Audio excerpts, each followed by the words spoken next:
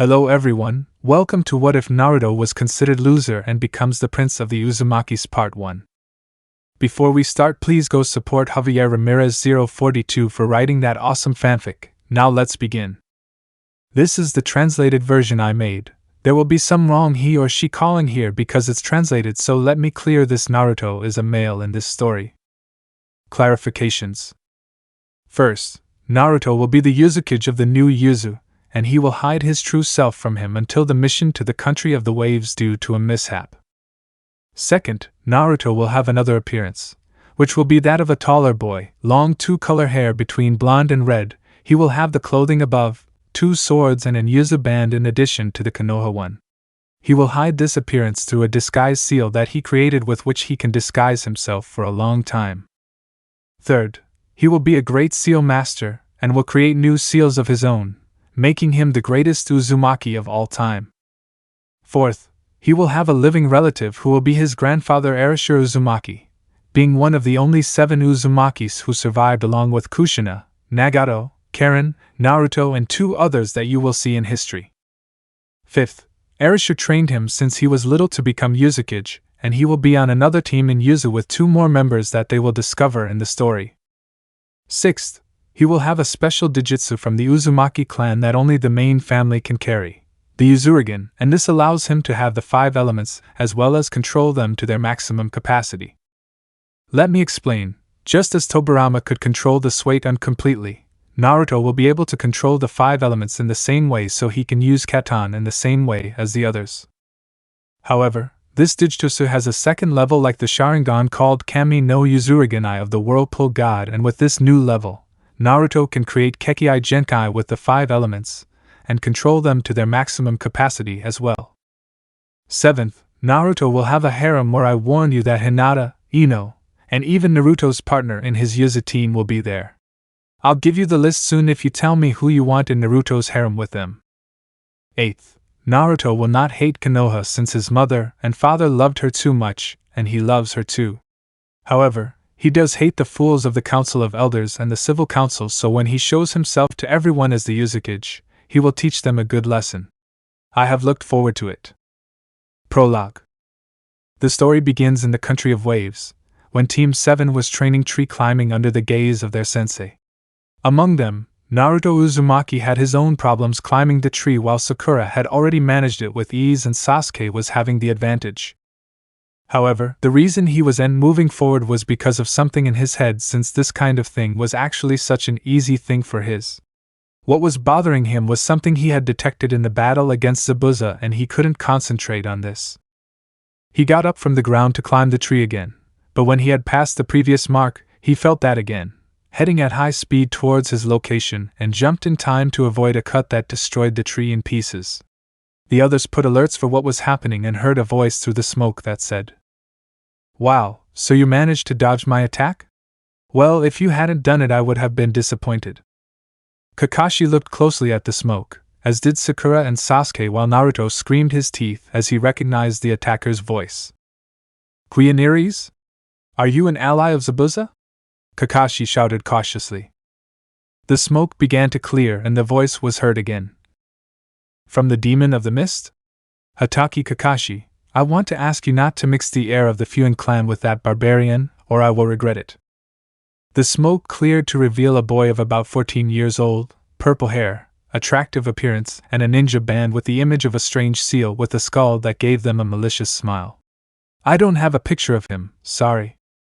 And as for who I am, my name is Fuin Grim, heir to the Fuin clan and great user of Fuin Jutsu," said the now named Grim evilly. Kakashi looked at him with wide eyes, since he only knew the Uzumakis as a clan that used Fuin Jutsu, and had not heard from Kushina about another clan that used seals. "Hey, why are you attacking us so suddenly?" Sakura shouted at Grim with fury. Grim looked at her with displeasure and said, "Shut up, silly girl. I came for the prince, not because of a nuisance like you." Sasuke and Kakashi opened their eyes at these words, and Sakura said, "The prince? So you're coming for me?" Sasuke couldn't clear he is a prince, and you can only talk about him. Kakashi rolled his eyes at her. Sasuke was just cursing for having a fangirl like her, and Naruto rolled his eyes at that comment. Grim started to laugh at the pink-haired girl's words and said, "Ha ha ha, that Uchiha doesn't interest me at all. He's just a pretty boy with special eyes, nothing more. No, I come for the Prince of Yuzu, the heir of the clan I hate the most in the world, Naruto Uzumaki." Everyone was shocked to hear this, and Kakashi looked at Naruto for explanations, as Sasuke did. Sakura was stunned for a moment, but then she burst out laughing as she said, "Ha ha ha, the baka? To Prince? Ha ha ha ha ha ha, don't make me laugh. That fool is an orphan who was surely abandoned by his parents, and they were drunks who forgot him. You must be confused, and you are surely talking about Sasuke-kun. Come on, admit it." Naruto boiled inside at those words, but he remained calm thanks to the training he received, and Grim looked at him with a frown as he asked, "Is this your teammate in Konoha? I like the one I see in your Yuzu team more, since every time I say something bad about you at least she gives me an entertaining fight. Speaking of them, where are they?"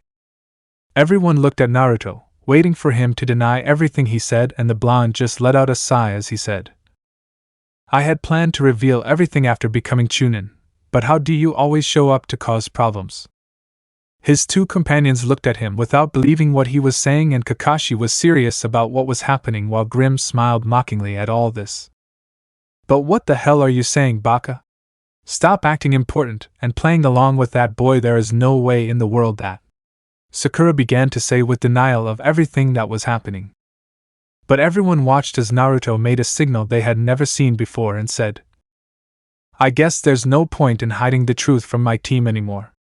Uzumaki disguise seal, liberation." As he said these words, a large amount of chakra shot out of Naruto's body, and everyone could see how his body began to change. He became a little workshop, his muscles increased, removing all the baby fat. His hair became longer with some red strands, and his clothing changed to a red umbu clothing with a cape very similar to that of the yondaime, red with orange flames. The entire Team 7 looked at him with open eyes, and Sakura had a red line on her nose from what she saw, but she composed herself to ask him, "Naruto, is that really you?" Naruto just tied his long hair into a ponytail that he put on his shoulder, and then looked at the pink-haired girl with cold eyes as he said, "Are you talking about the orphan whose parents abandoned him because they were drunks? I'm sorry to tell you that this Naruto never existed, although the orphan thing is a bit true. I am Naruto Uzumaki, the heir of the Uzumaki clan and the Prince of Yuzu. Are you happy with that information, Sakura Haruno?" Sakura felt pain from Naruto's cold words and lowered her head with tears. Naruto looked at Grim with a frown, and taking a storage scroll he said, "Grim, you made a serious mistake by attacking me while I was with my team. Now I'm furious." Grim smiled evilly, and taking out his katana he said, "I don't care if you're with your grandmother. I am going to end the lineage of the Uzumakis by killing you, and the Fuin clan will finally be the most powerful clan in Fuinjutsu." Naruto gave a small chuckle and said, "How many times have I heard you say that, and have you ended up defeated?" Grim gritted his teeth and lunged towards the blonde, shouting, "Be quiet." Naruto just unrolled the scroll and took out a red katana that Kakashi immediately recognized. The blonde blocked Grim's attack with his drawn katana and then pushed him away from him, crashing him into a tree. "Curse, do you think that's enough to beat me, Uzumaki?" Grim shouted, hitting the ground with his hand. Immediately, several symbols appeared before everyone and formed a terrifying seal. Naruto saw this calmly, and a black chakra came out of the seal and went towards the tentacles. "Ha! Fall before my powerful evil seal and head to the flames of hell," Grim shouted madly. But Naruto just took a paper out of his pocket and extended it towards the tentacles as if it were nothing. Everyone watched in surprise as the tentacles touched the paper and disappeared as if they were absorbed by it. When all the tentacles disappeared, Naruto moved at high speed and placed the paper on Grim as he said, "I'll give it back to you. Containment seal, release." Instantly, the tentacles reappeared, but this time attacking Grim, who began to scream from the pain he felt. "What did? I'm just using stupid paper and it's having a lot of effect," Sasuke thought, annoyed by the blonde. "Was that a signal? But the seals are only for storage, they cannot be used as an attack," Sakura thought, looking at everything confused. "Awesome, He is able to use a signal so skillfully to attack and can cause immediate effect on his opponent. There is no doubt that she is like her parents," thought Kakashi in admiration. Grim managed to shake off the tentacles and looked at Naruto with pure hatred while covering his katana with black chakra.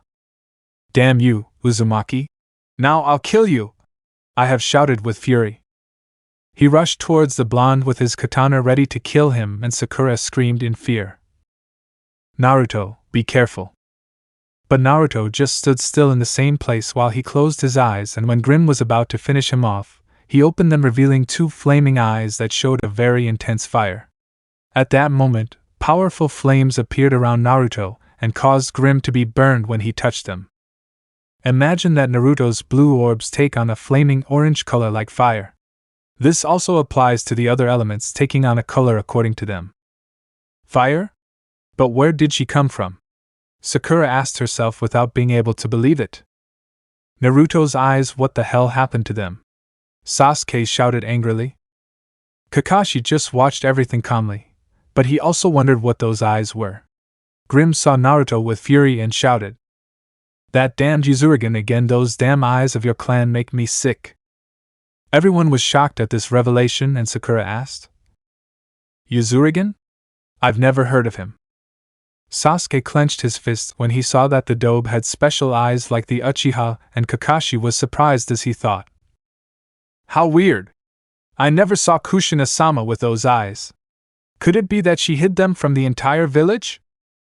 Naruto just looked at Grim with his flaming eyes and said, "I advise you to leave if you don't want me to attack you with everything I have. We will fight again another time."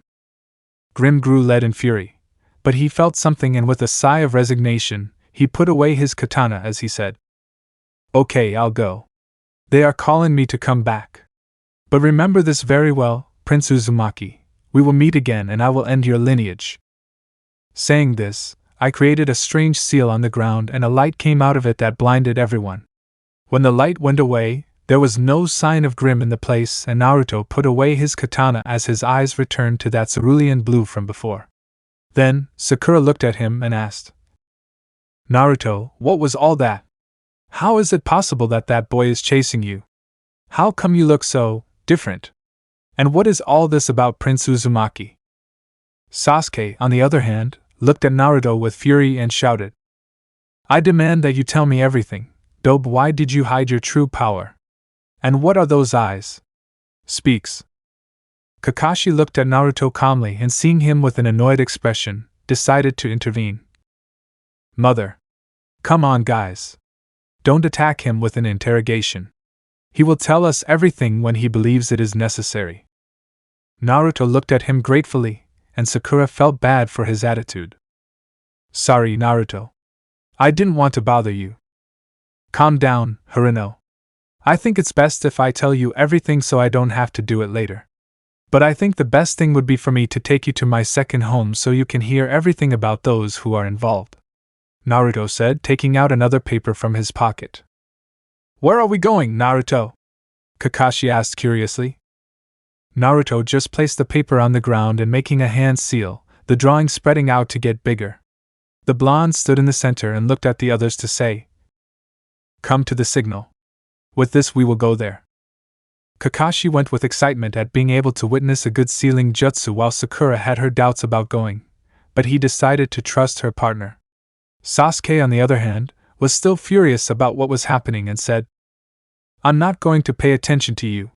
You will tell me everything here and then you will give me that power of yours." Naruto just looked at him coldly and said, "If you really want to know everything, I advise you to enter this signal, or I won't tell you anything. And upon my power, you will have your answer wherever we go. So come in now and stop crying like a little girl." Sasuke glared at him, but he knew that if he wanted to get everything out of the dobe, he had to listen for the moment. He entered the signal with the others and Naruto performed a series of hand signals until he said, "Uzumaki transportation seal, activate." Instantly, the seal lit up and everyone disappeared in smoke. The next few moments, the four of them were in front of some ruins that Kakashi could recognize. "This is Yuzu, the destroyed village of the Uzumakis," he said. The other two looked at him in surprise, but Naruto said, "This is old Yuzu. The new Yuzu is hidden from the world, and one of the ways to enter is in this place. Eat." Thus, they followed him through the ruins until they stopped at a building that seemed the most intact of all. They entered it to see a door with a swirl-shaped symbol. Naruto touched the symbol, inserting chakra into it, and the symbol opened until an entrance that looked like a portal appeared. "Come in," Naruto said with a smile. The three walked behind the blonde until they reached a sight that left them speechless. A huge lake with several whirlpools around it, and a large stone village in the center. Everyone looked at this in wonder, and Naruto told them, "Welcome to the new village of Yuzu." Chapter 1: The New Yuzu and the Truth. Team 7 walked through the streets of New Yuzu marveling at how beautiful the village was. It was a stone-built village with large buildings, markets, and beautiful parks with streams. Kakashi, Sakura, and Sasuke could notice how people greeted Naruto with respect and affection, which he returned with kindness, and even some children welcomed him as if they were his idol. Although they noticed how some looked at them with a bad face, and this made them nervous. Naruto led them to a huge building that the three team members deduced was the village leader's tower. They entered it to find two boys in the reception hall that Naruto greeted with a smile. "Oh, Darkness, Halibel. I haven't seen them since I graduated from Konoha. How are you?" she asked them friendly. They both looked at him happily and approached him. Darkness was a black and white-haired boy with a black shirt under what looked like a red jounin vest, and he was a boy who had a kind smile. Halibel was a girl with dark skin, blonde hair and two thin pigtails, white clothing with a very high collar that hid her mouth, and a red jounin vest. "That's what I should ask you, Naruto. After you stayed in Konoha to keep up appearances, we were left alone without you," Darkness said with some anger. "I miss you, Naruto," was the only thing Halibel said. Then they saw Team 7 and Darkness asked, "And what are these Konoha ninjas doing in our village?" This left Team 7 feeling a little upset because of how they were referred to, and Naruto just said, "A certain little person appeared to complicate everything and they were present, so I had to reveal the truth."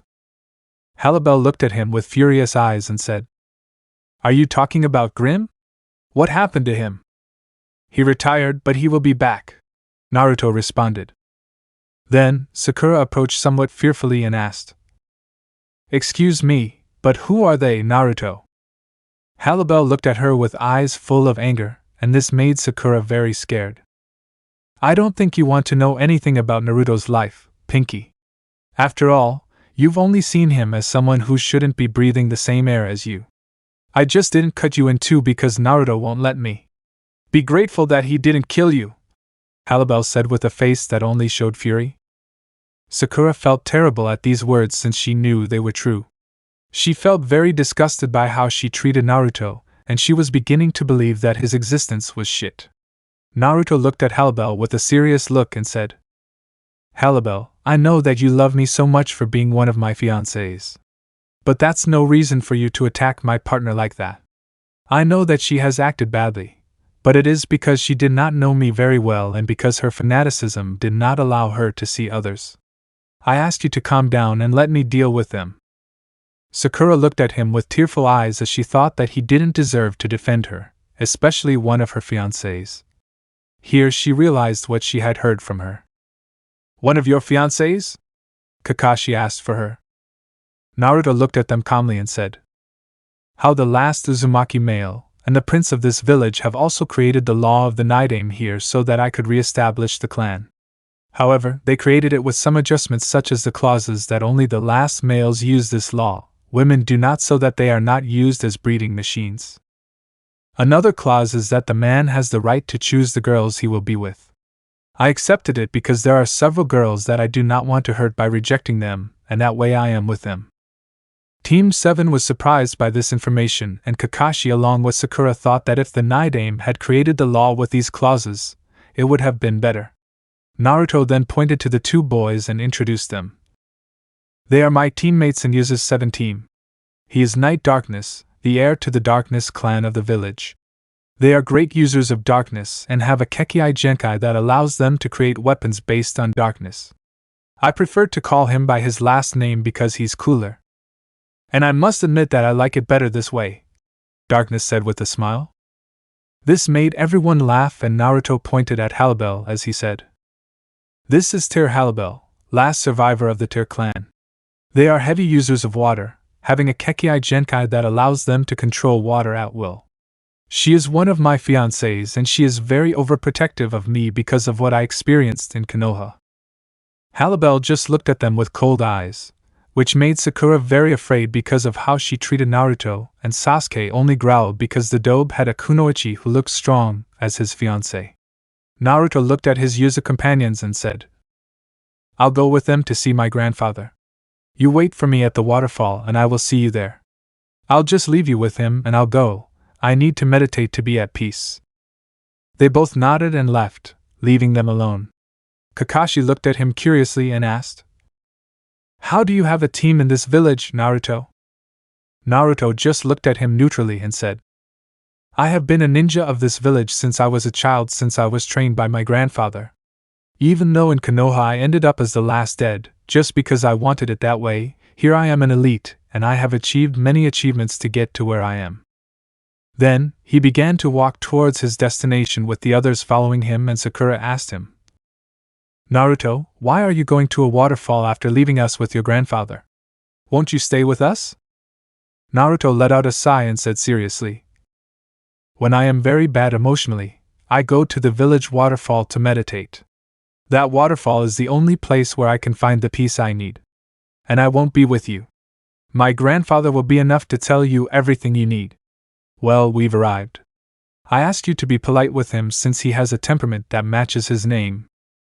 They came to a red double door with swirl symbols. Naruto knocked on the door as he said, Grandpa, I'm back and I brought my team from Konoha. An unforeseen event has happened and I had to bring them so they can hear the truth from your mouth. From inside, a deep male voice could be heard saying, I understand. Come in. Naruto opened the door, and upon entering, they could see a man who looked to be in his 30s with scarlet red hair down to his back reading some reports at his desk. Is he your grandfather? But he doesn't look like an old man, he looks like he's at least 30, Sakura shouted, impressed. The man looked at her with a smile and said, You flatter me, young lady. I may look 30, but I'm actually about 60 years old. This left the two genin in shock, and Kakashi said, The Uzumakis were known for their long lives and they age very slowly. It was one of the reasons they were feared in the past. Sakura looked at the man in front of him with her mouth open until she said, You are lucky. They do not have to worry about the ugliness of the weather and can maintain their young beauty for many years. Haha, that's true. Well, can you tell me what happened, grandson? Said the man looking at Naruto. The blonde agreed and proceeded to tell what happened in the confrontation with Grim. When I finished, the man let out a sigh and said, It is something serious. Good job taking him on to protect your team, Naruto. You can retire to the waterfall. Naruto bowed, and after giving his team a calm look, he left the office calmly. When he left, Kakashi looked at the man in front of him seriously and asked, I need to know. Kushina-sama told me about her family in Yuzu and told me that her father was the last Uzumaki of the village, Erasure Uzumaki. It's you, right? The man smiled melancholy and said, My daughter, I am happy that you have not forgotten me. This left Kakashi speechless, and Sakura asked, Kakashi-sensei, who is Kushina? Kakashi watched as Erasure looked at him with such deadly killing intent as he said, Hatake Kakashi, how is it possible that after everything my princess did for that village, nothing about its history or our clan is taught at the academy? This made both Kakashi and Sakura tremble at such a killer instinct, and understand what Naruto said, that his temperament was the same as his name. Erasure-sama, I'm sorry to tell you that only those of us who knew Kushina-sama when she was alive know who she was. I'm afraid that her council Deella has tried to keep the new generations from knowing anything about her Deella or the Uzumakis because of her damned desire for power, Kakashi said with hatred in her words. Erasure let out an angry sigh at those words and said, Those damned people are taking advantage of what we leave them for their desires. Luckily that ended soon. Then, Sakura asked him, gathering courage, Excuse me, Erasure-sama. But can you tell us the truth about Naruto? Erasure looked at her with calm eyes and stood up from his seat to look at the village from the office window. I suppose that to tell the truth about my grandson, I must tell the story of our clan. Sit down and listen carefully because it will be a long story, he said, pointing to the seats in the office. Sakura and Kakashi sat in the chairs in front of the desk while Sasuke sat in the armchair, unwilling to listen to the story of a clan weaker than his own, although he wanted to know how the Dobe achieved all this. It all started many years ago. The Uzumaki clan was well known in the world for having our own village and for being the best sealing masters. We lived in peace and happiness since we had no desire for conflict with the world, and we just wanted to live in peace. We established an alliance with Konoha at its foundation when our Princess Mito was betrothed to the first Hokage Hashirama Senju, and in this way, we began a brotherhood with her village, Erasure began to say. I have read that.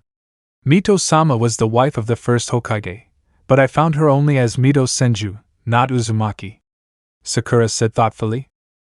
Erasure looked at her with a frown and said, One more proof that someone from Konoha had a hand in that massacre. Massacre? Sasuke asked, now interested. That's how it is. In the Second Shinobi War, 3 villages banded together to exterminate our clan and almost succeeded. We fought with all our power to protect our family against Kiri, Iwa, and Kumo, but we were almost wiped out. Almost all the Uzumakis died, and those of us who survived spread throughout the world. Although our enemies also lost many of their shinobi since we were not easy to defeat. You will never have an easy battle against an Uzumaki, Erasure explained furiously. Sakura listened to everything in wonder, and wondered how strong Naruto was if he really was from such an impressive clan. However, I discovered 2 very important things about that massacre. 1, that someone from Konoha had made a deal with those 3 villages to destroy us and take all our secrets. I suspect it had to be Danzo, since among those who were in that attack were some individuals with white masks, that Root said. The other, that the Fuin clan had infiltrated the 3 villages in disguise with the intention of eliminating our blood. Erasure continued with cold eyes. What is the Fuin clan? Sakura asked, interested. They are our enemies. Just like the Senju and Uchiha clans were in a constant war since the beginning of the clans, the Uzumakis and the Fuin had a very deadly enemy. We both use sealing as our main technique, but in a different way. While we use them for more noble purposes such as protecting people, the Fuin use them for harm and evil. They create evil seals that contain an evil power that they release against their enemies, and we hate that. Erasure explained seriously. Kakashi nodded while Sakura thought that the Fuin should be eliminated for their evil. Sasuke thought about whether the seals of those Fuin would help him kill his brother, and considered whether to go look for them for power.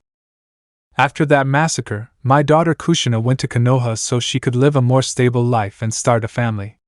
I went with a small family to look for a place to rebuild Yuzu, and we arrived in these lands. In about 3 years I was able to build a new village hidden from the world, and I dedicated myself to looking for people who wanted a new life after being rejected. Over time, the new Yuzu filled with life and I became her first Uzumaki. Erasure continued, sitting in her seat. Kakashi and Sakura looked at him in admiration, while Sasuke thought that they were still weaker than the Uchiha. In all that time, I was attentive to my princess's life, and I was able to discover that she was the wife of the Yondaime Hokage Minato Namikaze. Erasure continued but was interrupted. That? Is the Yondaime Naruto's father? Sakura shouted, totally surprised. Kakashi rolled his eyes at her and said, How did you not notice? Take away his mustaches and he's a copy of Minato-sensei, at least in his costume. Sakura was shocked by such news and she felt terribly bad for treating him like trash. Well, he made that costume according to a variant of his true appearance so that shape would also be the real one. Continuing, I was able to discover that she had a son and that she had died on the night of her birth. With that information, I entered the village years later stealthily and found my 6-year-old grandson being chased by a mob that wanted to kill him. Erasure continued with hatred in his words. Wait. Why did a mob of our people want to kill him when he was a child? I know that he was somewhat annoying and made jokes since he was a child, but I don't think that's a reason for them to want to kill him, Sakura said, worried. Erishur looked at her with serious eyes and said, "It's because you don't see what those ignorant people see and you don't know the sacrifice that my grandson carries inside him." "Erishur-sama, you can't say anything about that. It's an S-class secret," Kakashi shouted, trying to stop him with respect. Erishur looked at him with a frown and said, "Kakashi, I must tell you that I am the Uzumakis of Yuzu and I do not belong to your village, so that law that your Hokage put in place does not apply to me. So I can say whatever I want." "Ah, that's a good point," Kakashi said with realization. Sakura looked at them both even more worried about Naruto and asked, "What secret? What is this sacrifice that involves Naruto?" Erishur looked at her with kind eyes when he saw that she cared about her grandson and said, "My girl, think about this. Naruto was born on the same day his father died. What could have happened that day for Naruto to have a great sacrifice?" Sakura thought about it for a bit, and then said, "The Yondaime died the day of the Kyuubi attack and that same day Naruto was born. It is said that the Yondaime killed the Kyuubi before dying and that he is remembered for that. Wait, it just can't be perhaps." Erishur agreed to his assumption of her and said, "Indeed. The Kyuubi is an entity that cannot die since it is pure chakra and can reform after 9 years. He is even so powerful that not even a Hokage can defeat him. We are the masters of sealing and Nito-sama was the first to be able to seal the Kyuubi for the first time. Taking into account that my daughter was married to him, what can you deduce from this?" Sakura was breathless at what all this entailed as she could understand why the people of her village treated Naruto like this without him doing anything wrong to them. For Kami, Naruto is the container of the Kyuubi, his father sealed it inside him, that's why people hate him. But he's not the Kyuubi, in fact, he keeps us safe from the Kyuubi. It's like a scroll and a kunai, the scroll contains the kunai, it is not the kunai. "Why can't they see that?" she shouted, annoyed. "Because the loss of their loved ones does not allow them to see reality. Many people lost their loved ones that night, and knowing that Naruto is the one who has sealed the Kyuubi, his pain makes them see the monster as if it were them and they want to eliminate it," Kakashi said, also furious. Sakura was disgusted by her people and wondered if her mother was also among them. Erishur closed as he remembered that night and continued his story about him. "Indeed. That night I found him in very bad condition. They had attacked him in such a way that his wounds looked like they were from a war. He was very badly injured, and when I saw that I was filled with fury.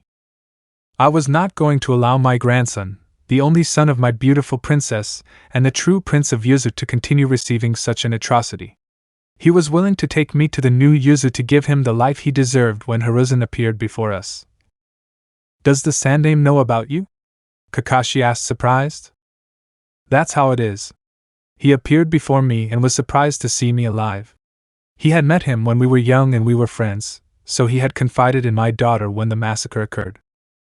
I have expressed my desire to take Naruto, and he asked me not to since my daughter had loved the village so much that her last wish was for Naruto to love her as much as she did. I was reluctant to leave him there after what I saw, but Hiruzen proposed something to me," Erishur continued seriously. "K?"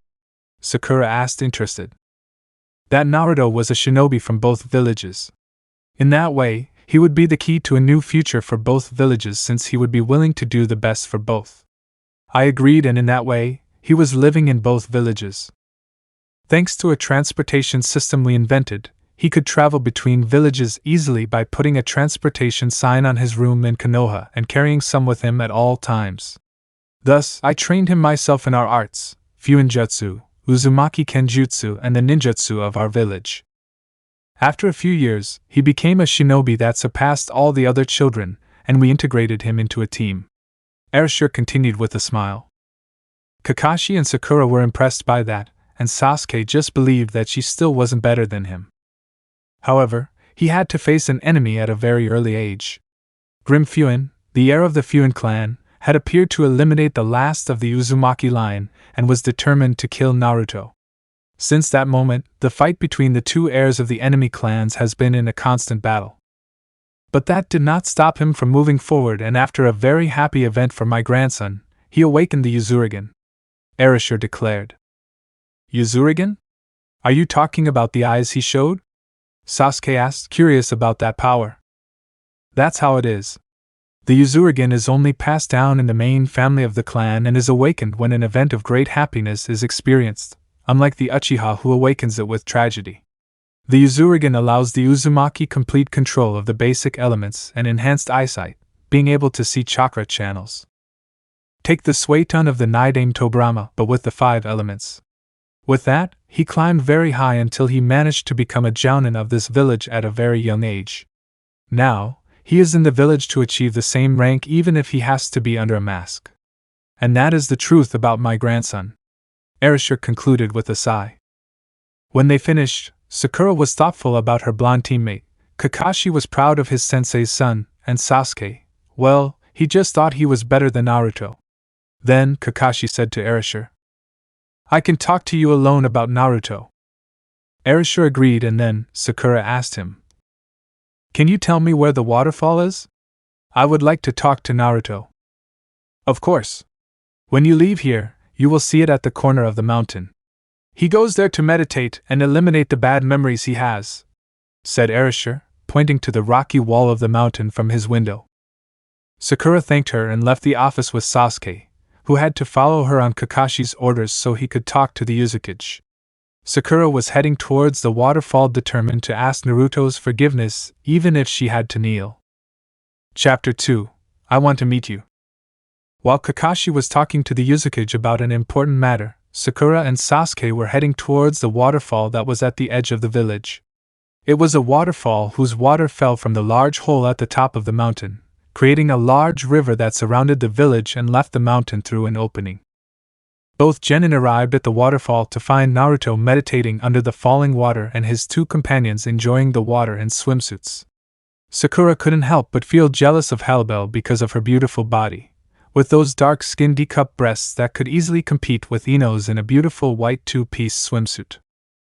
They were both noticed by the 2 Yuzu shinobi, who only made an annoyed face when they saw them, and Darkness said, Can we know what they do here? We don't want you to continue hurting Naruto, so we asked you to leave. This made Sakura feels very bad, but Naruto said as he continued his meditation. Darkness, leave them. I can sense that Sakura has something to tell me and I will allow her to speak. However, the Uchiha cannot say a word. Sasuke grunted in annoyance at that, and just sat on a stone in the area. Sakura looked at Naruto grateful for giving her the opportunity and took a step and then knelt before him as she shouted, I'm sorry, Naruto. This surprised everyone, but Halbel was the one who spoke up to say, Are you sorry? You probably say that because Naruto is actually a prince. I'm sure that if Naruto hadn't revealed who he really was, you'd still treat him like trash. With these words, Sakura felt a great pain inside and Naruto could feel this. He opened his eyes to find the girl with her head bowed, shedding tears of pain at how bad she had been. I know that nothing will change what I did. I know very well that my treatment of Naruto is unforgivable and my fanaticism for Sasuke has made me see others as people who are worthless. Even that has ended my friendship with Ino, something I now very much regret. But I have opened my eyes.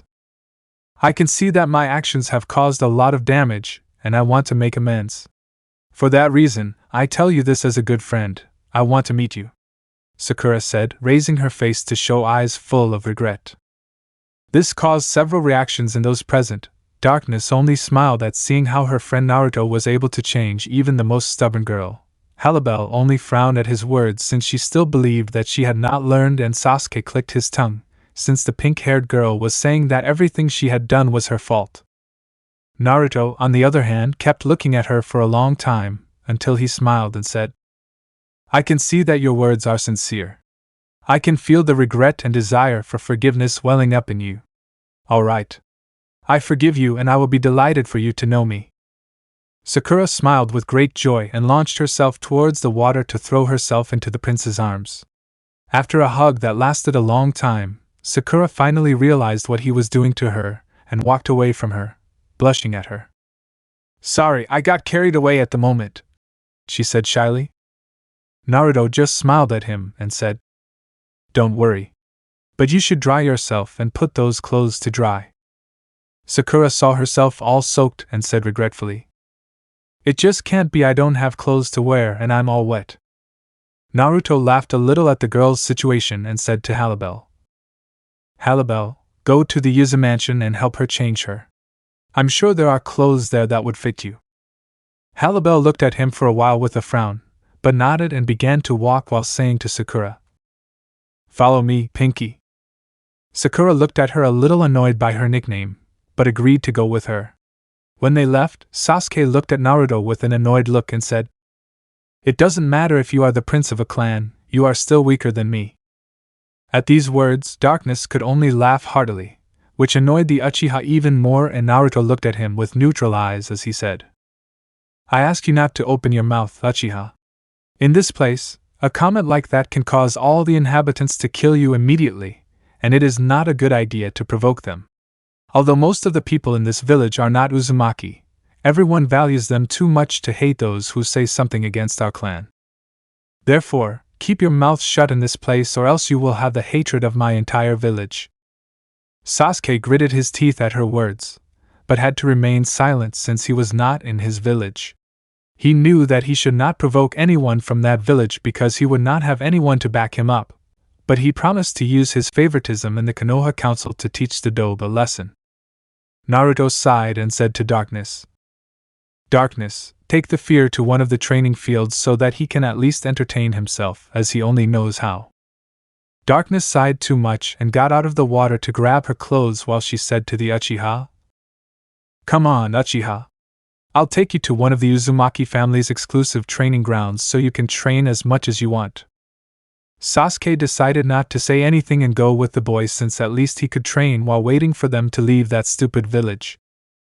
Meanwhile, at the Uzumaki mansion, Sakura was in one of the rooms of the large mansion while she tried on several kimonos that looked like royalty with the help of Halibel. They are so beautiful. They seem made for a princess, said Sakura, looking at all the kimonos somewhat uncomfortable. They are kimonos made by the best seamstresses in the world for the daughters of the Uzumaki clan. They belong to the former princesses of the clan, such as Kushina Uzumaki. Halibel explained neutrally. Sakura looked at her in amazement and said, Naruto's mother? Was she a princess? That's how it is. She was the princess of Yuzu before he was massacred. That dress you're wearing was the one she was wearing back then, Halibel said, looking at her. Sakura looked at the crimson kimono with red flowers printed on it, and was amazed. It's beautiful, although I don't feel worthy of wearing something that belonged to Naruto's mother, she said with some pain. Halibel could see that she still felt hurt by what she did to Naruto and said kindly, Peaceful. If Naruto said he forgave you, it's because he really did. Now let's go back to the waterfall. Naruto still won't leave until he has meditated enough. Sakura agreed, and like that, they headed towards the waterfall. Back at the waterfall, Naruto was still meditating when he felt his grandfather and Kakashi approaching him. Oh, I see you're still meditating, Erasure said with a smile. Naruto opened one eye and just said, I need to think about what I will do from now on with what just happened. Kakashi put on a smirk at that and said, Certainly a good tactic for planning.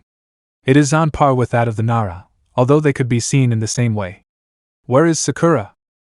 Here I am, Kakashi-sensei, said the pink-haired girl, arriving with Halibel. The three saw the two girls arrive and Kakashi opened his eyes at the outfit that Sakura was wearing. That is a dress that only the wives of a daimyo or a princess can wear, he said in amazement. Oh, so you're wearing the kimono that my daughter wore when she was a child. You look good in it, as if my little girl had been reborn in you, Erasure said with a kind smile. Sakura blushed at her praise and Naruto could only smile for her. Then, Sasuke appeared next to Darkness, annoyed, and Darkness said, We are here. The Uchiha had a problem since I had told him that his fighting style was only limited to something routine, and the idiot dared to say that he couldn't say anything because he was an Uchiha, and that everyone in this village was inferior. Him. Unfortunately for him, some ninjas from our village passed through the field and heard him, so they got angry and tried to teach him to respect the village. Luckily, I was able to stop them, or the idiot would have been dead. Everyone looked at Sasuke with fury for what he did, even Sakura, who now had a different opinion of him, and the Uchiha just looked away with arrogance. Kakashi sighed and said, "Well, leaving that aside, I have good news for you. Erashur-sama has allowed us to train in the village to prepare for the battle against Zabuza." At this, Sakura smiled motivatedly, but Sasuke only snorted in annoyance. "I don't need a weak village to help me train. I love an Uchiha, an elite. I don't need the help of peasants who surely won't be able to defeat someone like Zabuza," he said superiorly. Everyone saw him with anger at those words, and Erashur said, "I'd better watch my mouth, kid. Did you know that my daughter Kushina was able to fight the 7 swordsmen of the mist by herself? If your academy doesn't talk about it, in Kumo, Kiri, and even IWA it does, and they are still afraid of her fame. I can assure you that with our training, even you will be able to survive one of them like Zabuza." Sasuke gritted his teeth at this information as it made the Uchiha clan look weaker than anyone else, but he remained silent. Sakura looked at Kakashi and asked, "Sensei, will you really train us for battle? I mean, after what our village did to Naruto, it would make sense that they wouldn't help us." Kakashi smiled with his eye and said, "Well, this was a request from Naruto himself, so they will be willing to train us as long as we don't cause problems. Thanks to Naruto's transportation seals, we can come from Tazuna's house and return to guard him on the bridge. In this way, we can be more prepared for battle." Sakura looked at Naruto with a beautiful smile, who smiled at her with her own, causing her to blush. Then Erashur said, "I recommend that you return to the builder's house. Come back tomorrow and we will start training." "Hello, Erashur-sama, I'm sorry," with Sakura. "Whatever," Sasuke said arrogantly. Erashur looked at Naruto and said, "Naruto, go with them. Now you will be able to eat more often, and you will be able to spend more time with me and your colleagues. Also, we must talk about what will happen in the exams." Naruto agreed, and just like that, he left the waterfall, showing his naked torso with his muscular body, causing Sakura to blush furiously as she thought, "It just can't be, it's so hot, how could I not see a boy like that?" "That's because you were blind," Sakura said internally. "I thought you wouldn't show up. And why are you saying that?" "I thought you were on Sasuke's side," Sakura said doubtfully. "You're wrong. I was just humoring you in your blindness because it was so strong that not even I could make you see reason. But now you have the opportunity to go for someone who is truly interested in your well-being," Inner Sakura said forcefully. "But he is with that girl Halibel, and I think I am no match for him," Sakura said sadly. "Did you not hear what they said?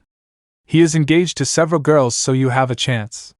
So reach out to him, and show him that you love him, show him that you can become stronger to be at his side and that you can be a valuable member of his clan," Inner Sakura said excitedly.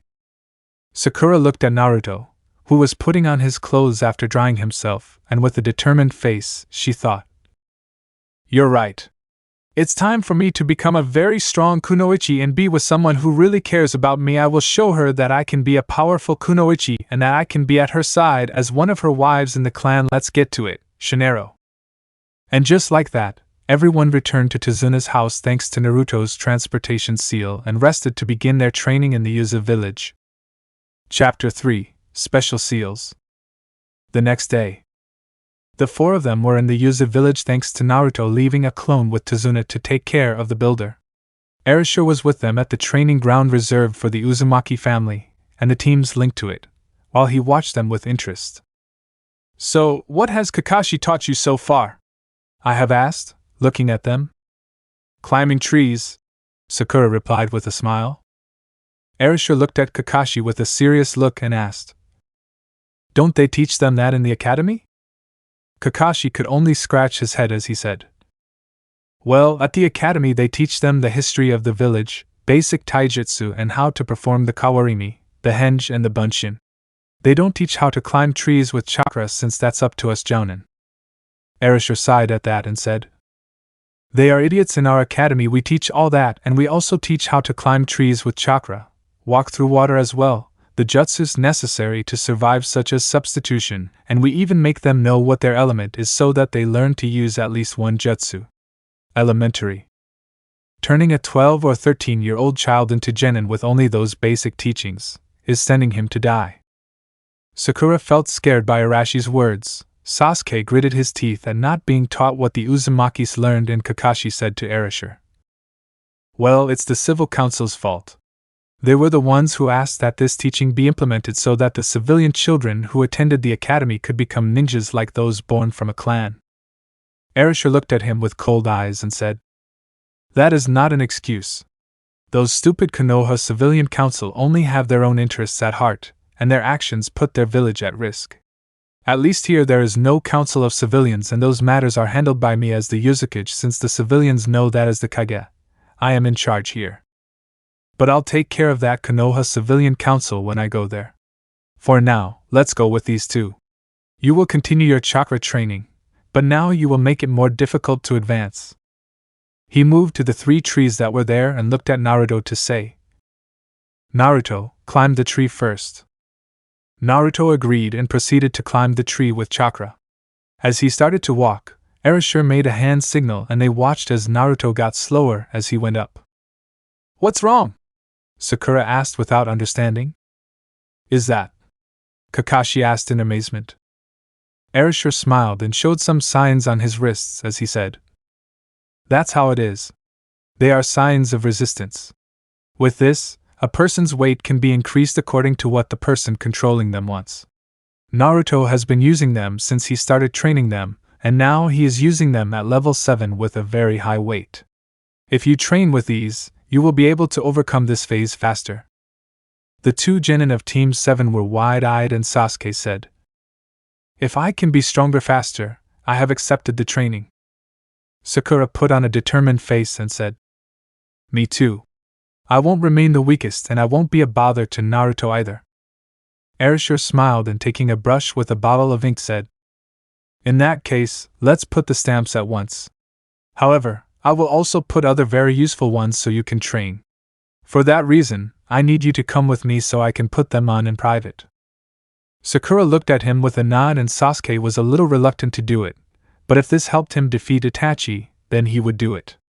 Naruto came down from the tree and Erasure released him from the level he was on so he could rest while he said, "Naruto, I will go with your companions to put the signs that I chose to train them. You go with Kakashi to the bridge to take care of the builder." Naruto nodded, and with that he left with the silver-haired man to the bridge. Erasure led the duo to the Uzumaki mansion where he started with Sakura. "Very good, Sakura. For you I have some very special stamps. First the resistance one that I will also give to your partner, but there are some that are just for you," Erasure said with a smile. "Really? What are they about?" she asked with emotion. "I'll tell you about them while I place them. Now you'll need to take off your clothes so I can place some. I will understand if you don't feel comfortable doing it, and we can leave it," Erasure said seriously. "No problem. You are Naruto's grandfather, and you have shown us that he is someone trustworthy. Go ahead," Sakura said. He took off her clothes, leaving only her lower clothing, and Erasure dipped the brush in ink while saying, "Give me your dolls." She did so, and he began to trace the stamps with the brush while saying, "The first will be the one I already told you, the resistance seal. It has up to 10 resistance levels, and I will place 5 on each wrist." Sakura agreed and continued his work until he finished them. "Very good. Now I need you to lie face down," he said seriously. Sakura nodded, and Erasure began to draw a sign on the top of her back, tickling her. "You must stand firm or I will do it wrong," Erasure said with a serious tone. "Sorry," she said, somewhat embarrassed. "This seal that I am placing on you is one called Reservation Seal. With this signal, as you train, your chakra reserves will increase little by little. Although your amount of chakra will remain the same, it will only increase the reserve. It's like a vessel with water. The vessel increases in size, but the amount of water will remain the same," Erasure explained while he created the signal. "So, it wouldn't help a lot, would it?" Sakura asked a little sadly. Erasure had finished drawing the seal and began to draw another one next to it while saying, "That's what the seal I'm going to put on you now is for. The next seal is linked to the one I gave you and is called Seal of Conversion and Accumulation. This signal accumulates chakra in your system in a very peculiar way. When you train or fight you use energy, right? Well, this seal converts that energy into chakra and accumulates it in your reserves. Additionally, you also build up much more stamina through training and battles. These two seals are some of the greatest jewels of the Uzumaki clan, and also one of the reasons why we were so feared. It's incredible, I never thought stamps could do something so wonderful. Naruto's clan is the best there is, Sakura said with great emotion. Erasure smiled at his words, and when he was done with the seal, he proceeded to draw another one on the small of his back.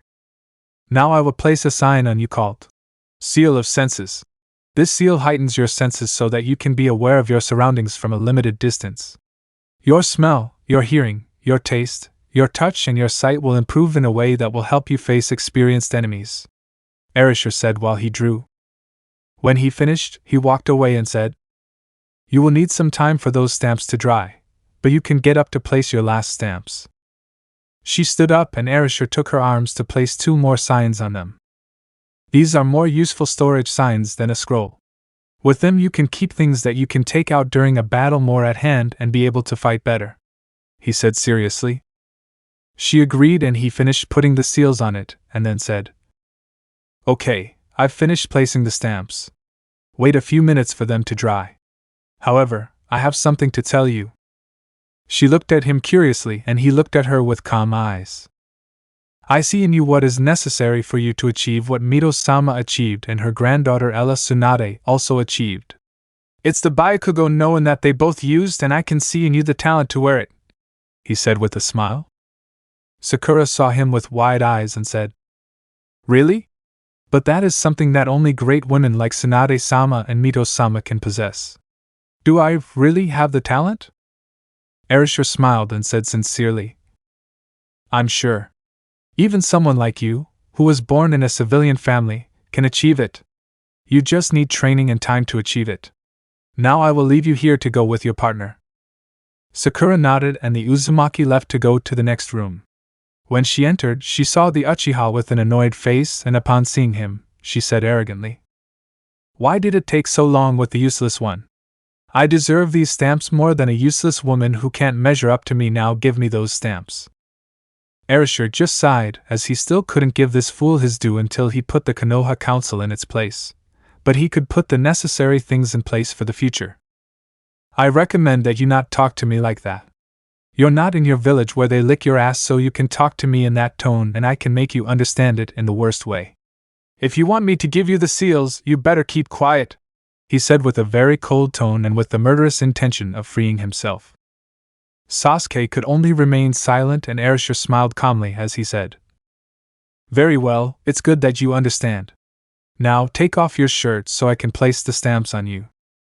Sasuke could only listen so he wouldn't do anything bad to him, and took off his shirt. Erasure took his wrists from him and proceeded to put the resistance seals on him, while he explained what they were. When he finished, he made him lie on his back, but he saw something that shocked him. He looked at a very peculiar seal on the boy's neck that he recognized as one of the disguise seals that the Uzumaki clan had created years ago. This puzzled him since he didn't understand how there could be a sign like that on the Uchiha. But he remembered that his daughter was friends with an Uchiha before she died, and she asked Sasuke, A question, can I know what your mother's name was? Mikoto Uchiha. Why? Sasuke said. Erasure opened his eyes at this and sighed, knowing that this must be the work of his daughter and her friend to protect the boy. He put his chakra into his fingers and said, Well, I am going to carry out a process that may change your life. Do not move. What are you talking about? Sasuke asked suspiciously. However, Erasure put his fingers on the seal and uttered, When? Sasuke felt a sharp headache and squirmed as his body slowly began to change as if he were taking off a costume. His hair began to grow down to his back, his breasts also grew until they were as big as those of a certain Hyuga, and his features became more feminine. Erasure saw how in front of him there was an Uchiha girl who stood up in pain because of what she happened to her. What happened to me? Why does my head hurt?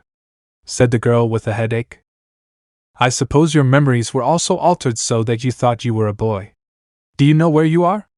Erasure asked him calmly. The girl looked at him surprised and looked at herself as she said, Now I remember everything. She had arrived at my house after the academy, and I saw my parents on the floor. Then I saw how Itachi-san looked at me with tear-filled eyes and approached me. He told me that what he had done was to keep me safe and that what he was going to do to me I would understand in the future. After that, he transformed me into a boy. He did it to protect me and I thought he was bad. He can't be. What have I been doing? She began to cry uncontrollably and Erasure did not hesitate to hug her to comfort her. I suppose the Uchiha prodigy is one who possesses a heart as noble as any other. He decided to transform her sister into a boy in order to protect her, alter her memories so that she would not suffer too much from what happened, and resign himself to the fact that she would look for him in order to take revenge on her so that he would punish her for the acts of her. If he is not the greatest of the Uchihas, he is at least the greatest of the brothers, I thought with a smile. After the girl calmed down, Erasure asked her, "Do you have the memories of your life as a child?" She lowered her head in shame and said, "Yes, I have them. I can't believe he turned me into such a horrible being. And poor Naruto had to suffer for that. I feel so disgusted." Erasure smiled when he saw that she was kind-hearted and asked her, "And can I know your real name?" "Clear. My name is Sasuke Uchiha, the daughter of Mikoto Uchiha and Fugaku Uchiha." "It's nice to meet you, Uzumaki-san," said the now-named Sasuke with a bow. "At least she's more polite like a girl. And I see that she likes Naruto. Maybe there's some chemistry between them," Erasure thought with a smile. "Well, in that case I will finish placing the seals on you so that you can get stronger, and at the same time, I will place a special disguise seal on you so that you can continue using the appearance of Sasuke Uchiha but now with the certainty that you are yourself," he told her. Erasure with a smile. Sasuke smiled at that and laid down on the bed to have the signs placed on him. "I guess it won't be necessary to put the Jujutsu restriction signal on him to keep his Sharingan under control. I can place the same signs as Sakura on her and support her in creating a relationship with our clan." When he was done, he proceeded to place the storage seals on Sasuke's arms and the disguise seal on his forearms so that he could transform into Sasuke whenever he wanted. When she finished, she told him, "I'm done. I recommend that you use them wisely. They are very complicated signals and you will need training to understand them." Sasuke and thus agreed. He transformed into Sasuke to return to Kakashi, Sakura and Naruto at the training ground. "I have already placed the stamps on them. I recommend you train tree climbing for 2 days with the resistance seals at level 1 so that you can advance, and then start water walking for 1 day. Then they will come so I can teach them some jutsus that will help them. Sasuke can handle some of the fire jutsus we have here and Sakura has something very special for her. Now go back to the builder's house so you can relax," Erasure said with a smile. "Thank you very much, Erasure-sama," Kakashi said with a bow. "It's no big deal. Just make sure they are safe," Erasure said with a smile.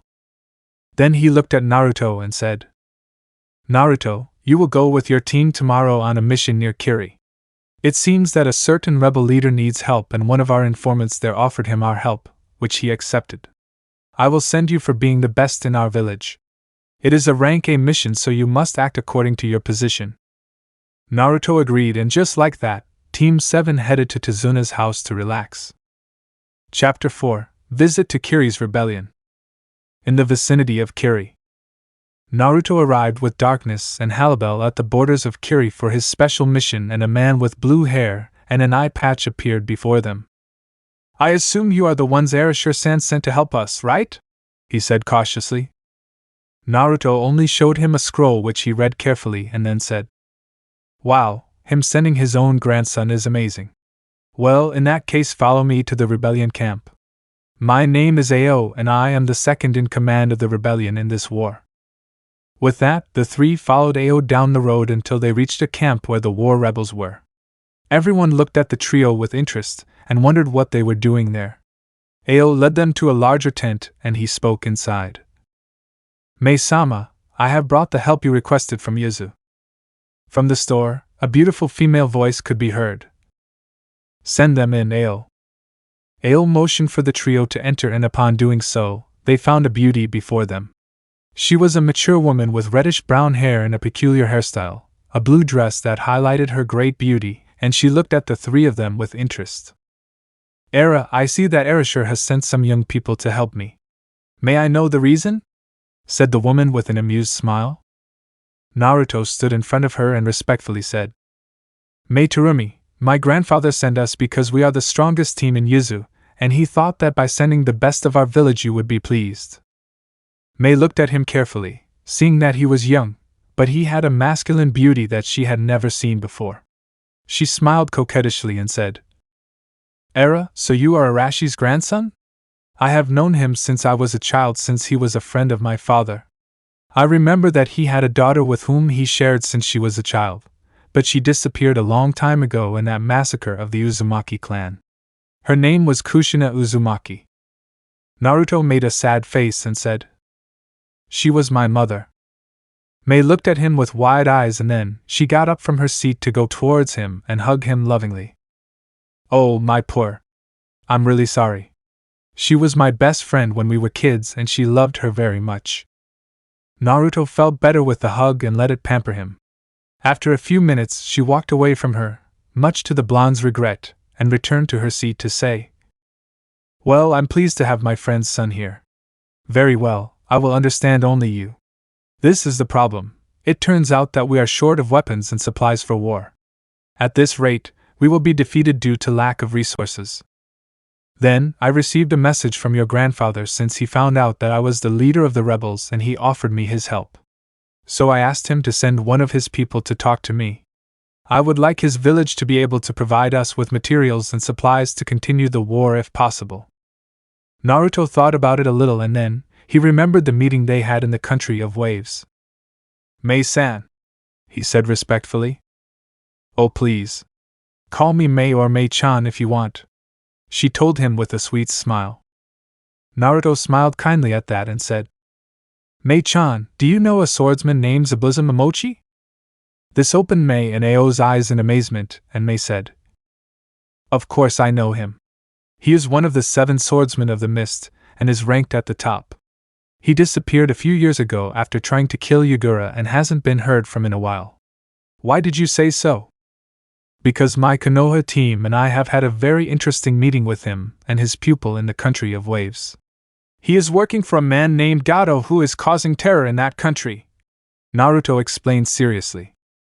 May and Ao looked at each other for a while and Ao said, "I don't find logic for someone like Zabuza to work for someone like that man. We know what he is doing in that country and Zabuza would never work with a man like him." "Unless what you're looking for is funds to support the rebellion," May said thoughtfully. This opened everyone's eyes and May continued, "Naruto-kun, could you tell me about that pupil you have?"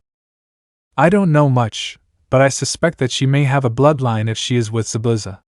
Maybe he suffered from the Mizuki's bloodline hunting and Zabuza saved him," Naruto responded using his deduction taught by his grandfather. May agreed and said, "In that case, he is planning to attack Yagura with the funds he obtains.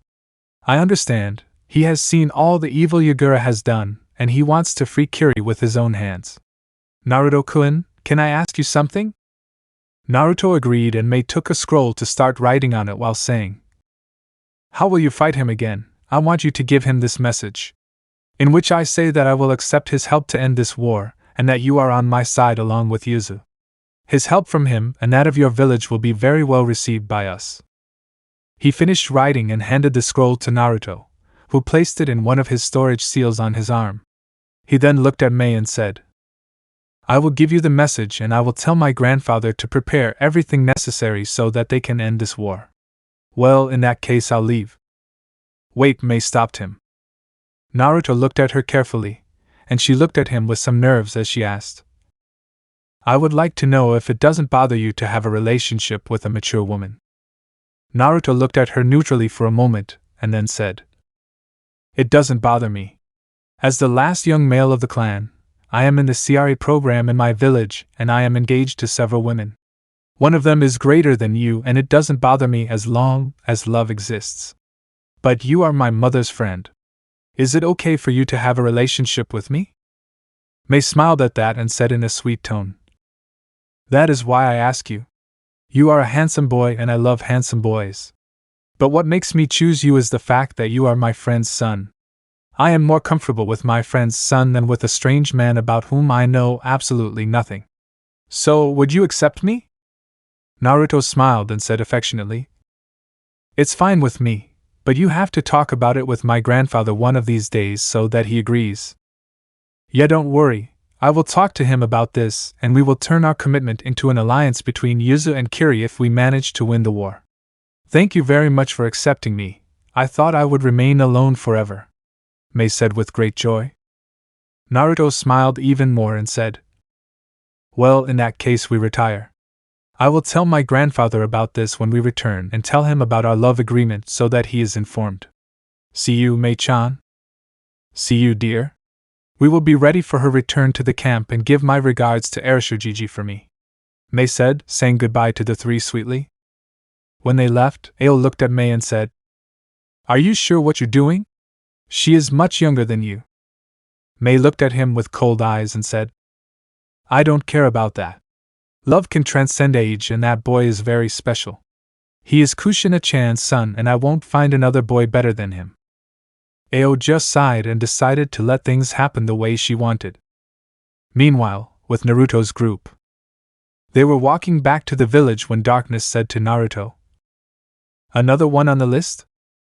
Naruto looked at him with neutral eyes for a moment, and looked forward again as he said, No problem. It is good for me since I am receiving what I could not get from that village in my childhood. They both looked at each other at these words and Halibel said calmly, I think the same. We help you fill that void that the Konoha village left you due to all those years of hatred they threw at you. Since she was your mother's friend, I know that she will be able to give you the happiness you are looking for together with us. So she accepted it, although I don't know what our matriarch will say about this. Naruto trembled a little. The one who was chosen as matriarch had developed an attitude of leadership that made anyone tremble. If a new woman wanted to come in, she had stipulated that she had to evaluate her and give her the go-ahead. After all, he couldn't let a bad woman into the family. Don't worry. She is kind and understanding despite her method of leading the family. I know that once she talks to Mei-chan, she will accept her. Now let's go back to the village to talk to my grandfather and Kakashi. They will be interested in Zabuza's information, he said with a smile. And just like that, the three of them continued on their way towards Kiri with the transportation seals. In the village of Yuzu, Erashur was with Sakura and Kakashi while Sasuke Sasuke was training with one of the village jounin when Naruto entered after arriving with his team. Oh, Naruto. I see that she has done well for you. What did Mei-chan tell you? Erashur said with a smile. I did well. She is asking for supplies, weapons and provisions for the war to be sent to her. However, she has also requested something else. Naruto reported seriously. What is it about? Erashur asked curiously. I told her about our meeting of her with Zabuza Momochi, and she gave me a scroll to give to her. With him, she asks him to return to Kiri to support her in the civil war. Naruto explained, showing the scroll. Are you serious, Naruto? I don't know if it's a good idea to try to reason with Zabuza, Kakashi said doubtfully. Naruto looked at him seriously and said in a neutral voice. She told me that Zabuza left Kiri after attacking the Mizukage just for his extermination of her bloodlines and that if she asks him to help her, he will return. Also, if my theory that her ward has a bloodline is real, he will have more reasons to accept the request. Kakashi and Sakura looked at him in amazement at such an analysis and Kakashi said, Wow, that's a good argument. I guess we can try and with that we can maybe save the country from Gado's waves. You are impressive, Naruto. You managed to analyze all that on your own and now you have created a great way out for that country, Sakura said with admiration. Naruto just smiled a little and said, Well, it wasn't difficult to figure that out. Grandfather, she has also proposed a compromise with me so that, in the event that they manage to win the war, our village will be allied with Kiri. What do you think? Erashur smiled at that and said, There is no problem for me. She was a great friend of your mother in her childhood, and I am sure that my dear Kushi-chan would be so happy. But the last word goes to your main fiancé, and you know it very well. Naruto sighed at that, and Sakura was curious about this part. Main fiancé? Who is she? Naruto looked at her with serene eyes and said, She is the one I chose as the future matriarch of the Uzumaki family, and she is the one who leads the other women who are engaged to me. If a new woman wants to enter the family, it has to be evaluated by her first to determine if she is worthy of entry. Maybe you'll meet her soon. Sakura wondered what kind of woman she would be to be chosen as the matriarch of the Uzumaki family, like Sasuke, thinking that an Uchiha like her would be better as the main fiancé, shaking those thoughts away when she realized she had them and erasure. She said, Very well, with this resolved we can continue with your training. Naruto, you can relax however you want. You've already done too much for the village, so it takes some time for you. Naruto nodded and walked away, leaving them alone. He's a great ninja for this village, right? Sakura asked deeply. The best. He is the one who has made this village prosper since he became a ninja. No one has managed to overcome it, Erasure said with a smile. Sakura smiled as she thought that Konoha didn't know what it was missing. Chapter 5: Encounter in the Forest. On the 6th morning of training, Naruto was in the forest with his costume while he slept. In those days, Team 7 was training with the Yuzu shinobi to become stronger. Sakura had been trained by Erasure in medical ninjutsu since he had told her that the most essential thing in a team is a medical ninja. She also received lessons on that from Halbel since she was the doctor for Naruto's team in Yuzu, and she had made quite a bit of progress. As for Sayuri, she took fire ninjutsu lessons where she was taught stronger techniques and increased speed. I changed the name when I found Sasuke's name very cliché, and I came up with this better one. Now, Naruto was resting in the forest from everything that happened while enjoying nature when a beautiful girl appeared there.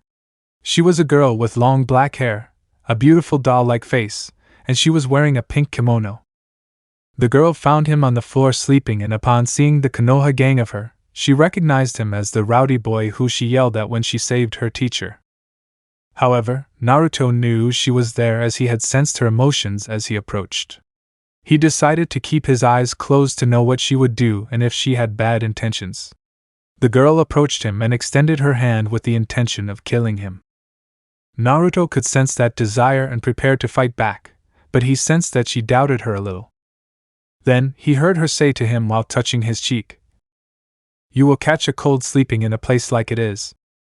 Naruto opened his eyes to look at the girl and smiled internally when he saw that she wasn't that bad. Queen Aries? He asked in his idiot mask. She looked at him with a sweet smile, and Naruto could sense that she was being cautious. Later. Is this the plant you want? Naruto asked, showing a plant. Yes, thank you for helping me, the girl said with a smile. They were both collecting medicinal plants in the basket she brought, and Naruto knew this must be to help Tsubosa get better faster. After collecting for a while, Naruto said, Work early, miss. You too. What were you doing here at this time? The girl asked curiously. Train, he shouted with his mask. The girl looked at him with surprise and said, Your head protector, are you a ninja? Did you notice it? Yes, I'm a ninja, Naruto shouted with a smiling face. Wow, you are incredible, the girl said in amazement. Naruto laughed at that praise, but he could sense that she was getting a little nervous about the conversation, so he decided to see what this conversation would take. Why are you training? She asked curiously. Because I want to be stronger, he said with a smile. But you already seem very strong, the girl said, looking at him with a frown. Naruto looked at her with wide eyes, wondering if she had analyzed him and discovered her true potential. No, I want to get even stronger, he said with his idiot mask. She looked at him seriously, and he worried that she had discovered her true self, but she asked him, Because you want that? Naruto looked at her with analytical eyes and said with the enthusiasm of an idiot, This way I will be the best ninja in my village. I will make everyone recognize my strength, and right now, I also have to provide something to someone. She looked at him carefully at those words and asked, Is this for someone else? Or for yourself? Naruto was surprised by that question since his grandfather had taught him that strength was deserved if it was used for a good purpose. He had told him that a great shinobi could become the most powerful if he fought for the people most precious to him. That had marked him since he had acquired precious people in his life and had decided to be the most powerful just to protect them. He looked at the girl with serious eyes and decided to show her a little of her true self. The truth is, I want to be stronger to protect those most precious to me. Someone taught me that strength is only deserved when used for a greater good, that a shinobi can be the most powerful if he uses his power to protect precious people. That's why I want to be the most powerful for my precious people. To protect them, he said with powerful eyes. The girl couldn't help but blush at such words and smiled sweetly as she said, "Wise words.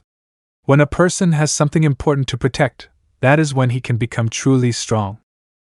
He then stood up and proceeded to leave while saying, "You will become really strong, stronger than anyone in the world. Let's meet again someday." Naruto smiled at her words and said, "Safe."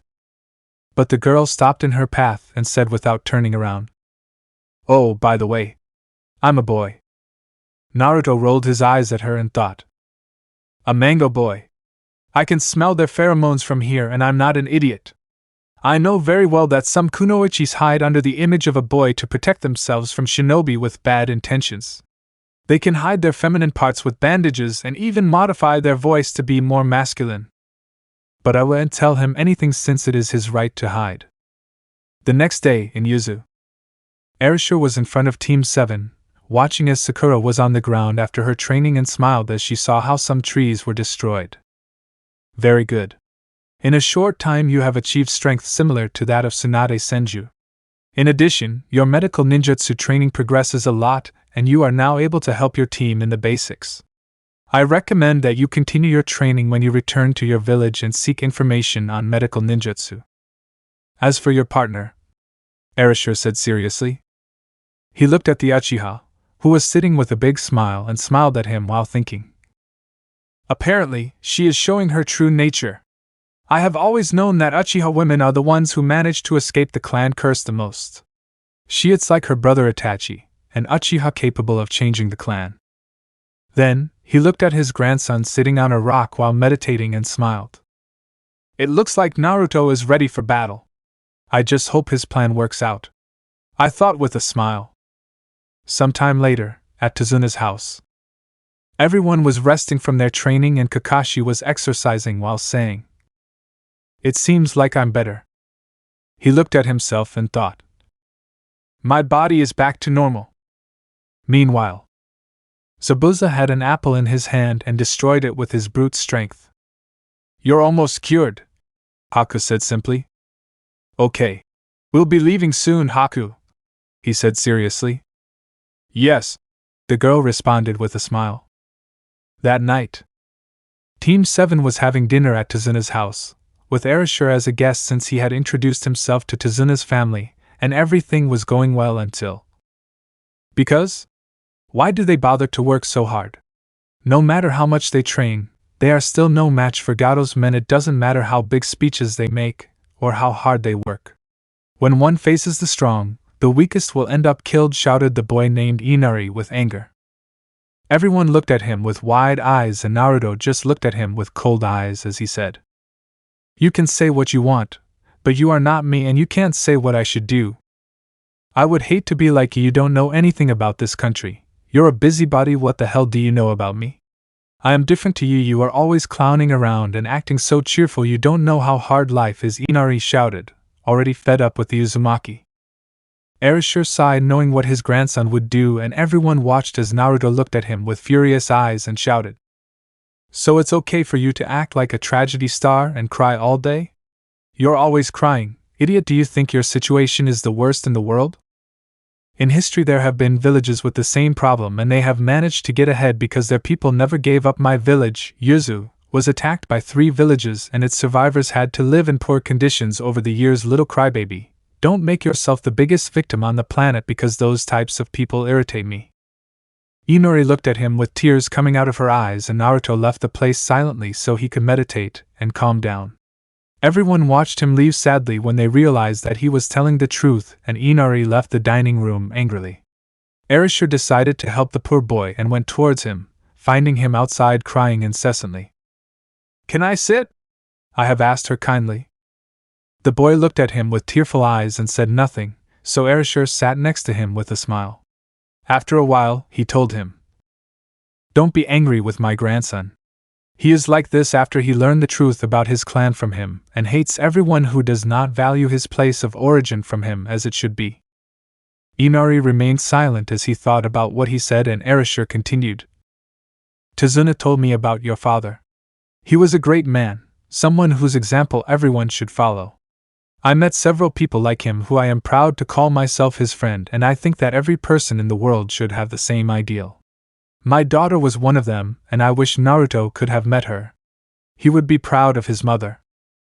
Inari looked at him with wide eyes at that, and Erashur continued. "My daughter was his mother, and she died when she gave birth to him in order to protect him, just like her father.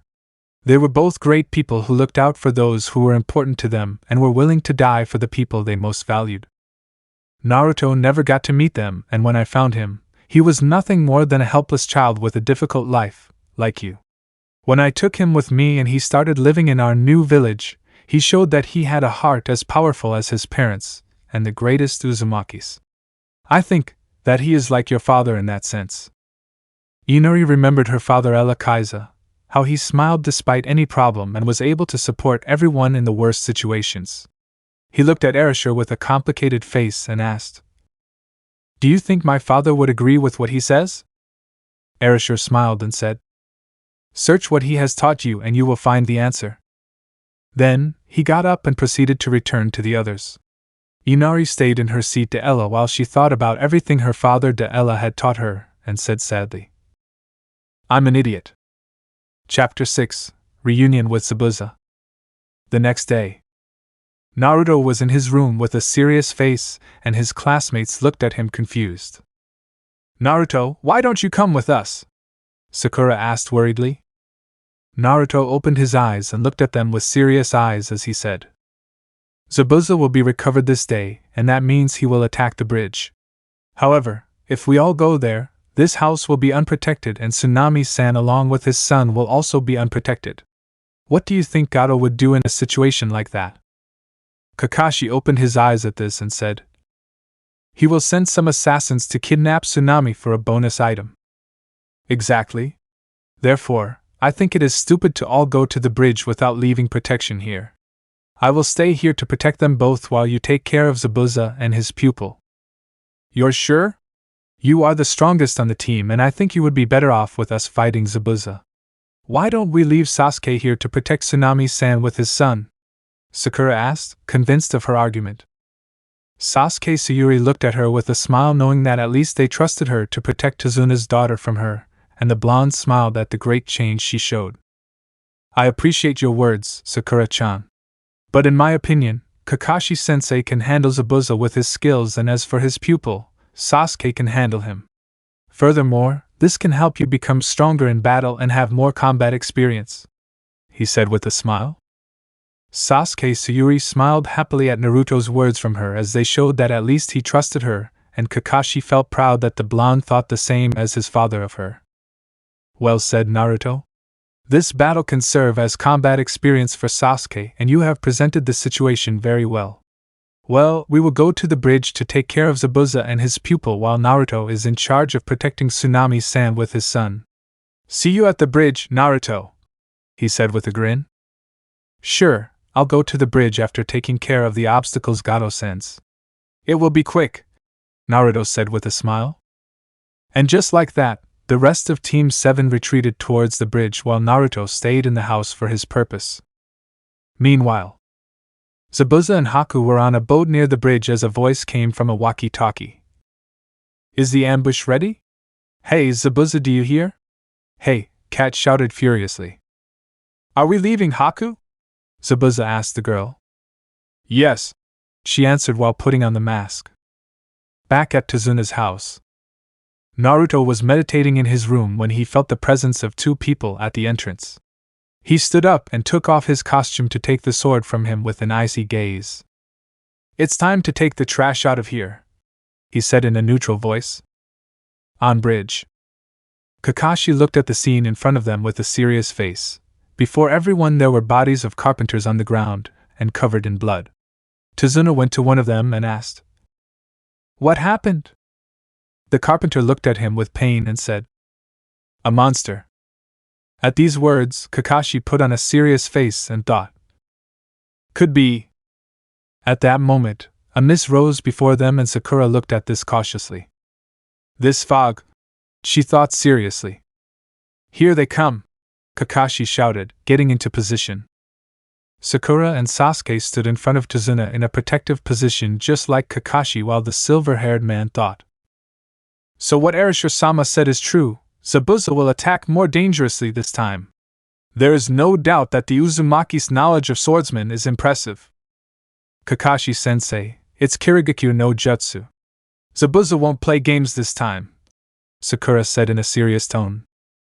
Kakashi smiled as he saw that Sakura's training of her with Arisher-sama turned her into a true kunoichi, and at that moment, Zabuza's voice of her was heard saying, "We haven't seen each other in a while, Kakashi.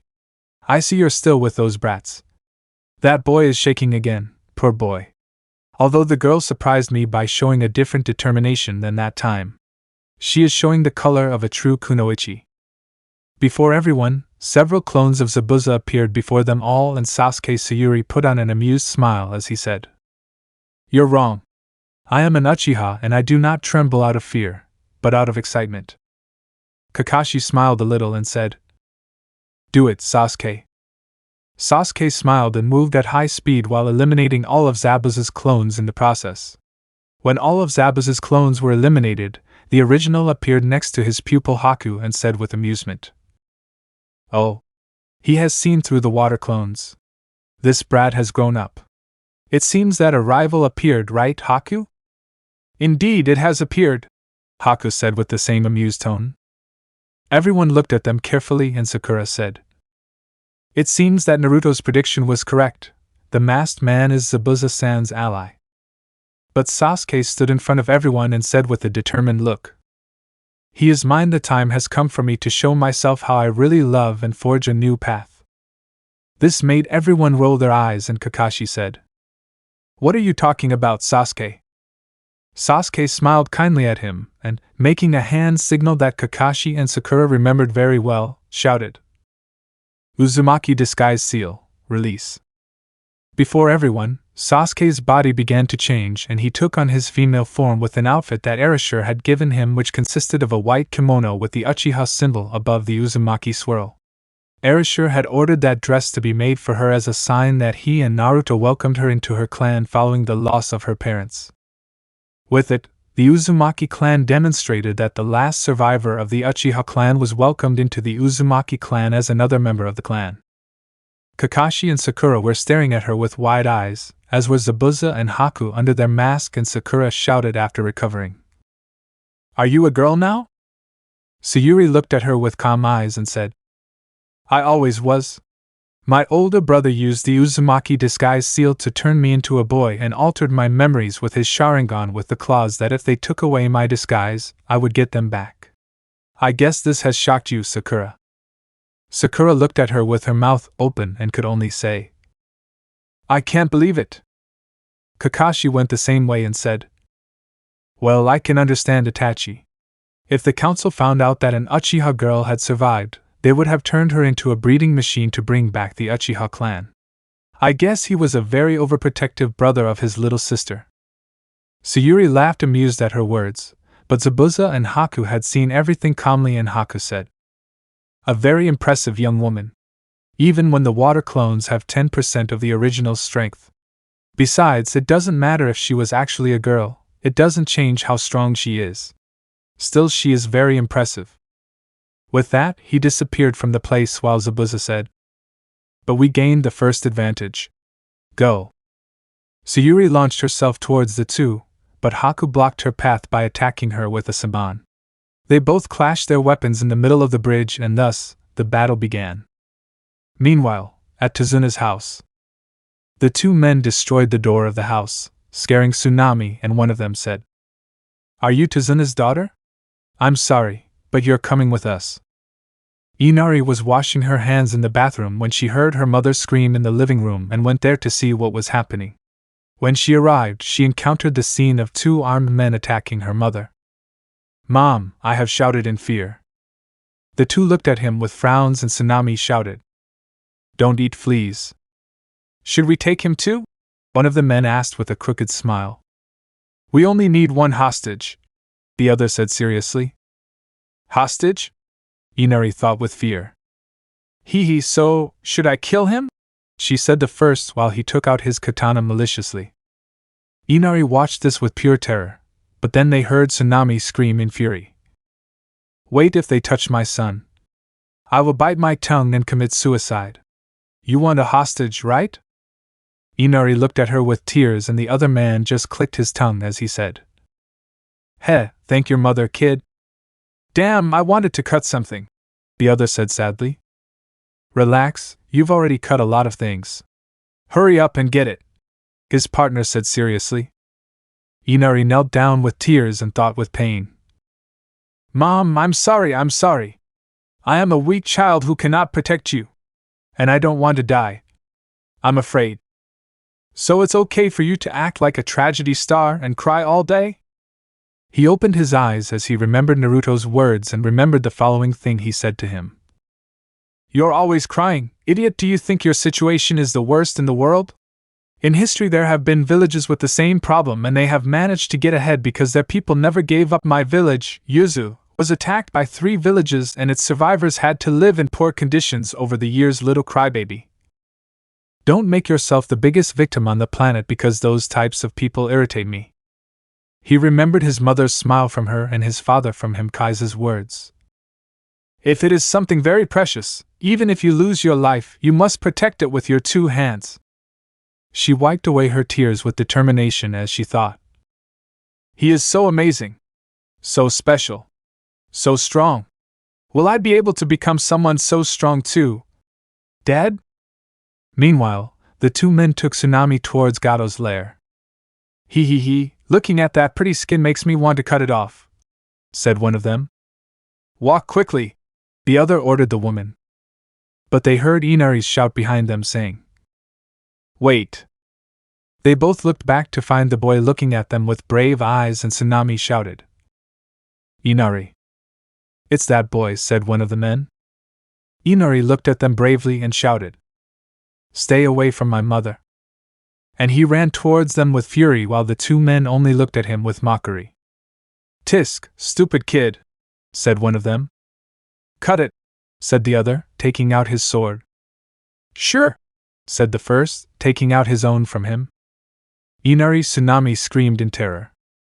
Inari continued running towards both men with all the courage he had and the 2 lunged at him to cut him off. But the only thing they could cut was a log with Inari's hat, and this left them both speechless. "Kawarimi no jutsu?" asked one of them without being able to believe it. But they heard a new voice behind them saying, "Sorry for being late, Inari. But it's a bad habit of mine," Naruto said with a smile. Inari looked at him with tears and said, "Naruto and I." He smiled kindly at her and said, "Good job, Inari." However, the 2 men looked at him with angry faces and one of them said, Good. If he is one of the loser ninjas that Tazuna hired." Naruto looked at them with cold eyes and said to Inari, "Stay here while I take care of this." The boy agreed and then, the 2 men launched themselves against the blonde. At that moment, Naruto took his sword to draw it, which made them laugh as they said, "Do you think you're a swordsman, brat?"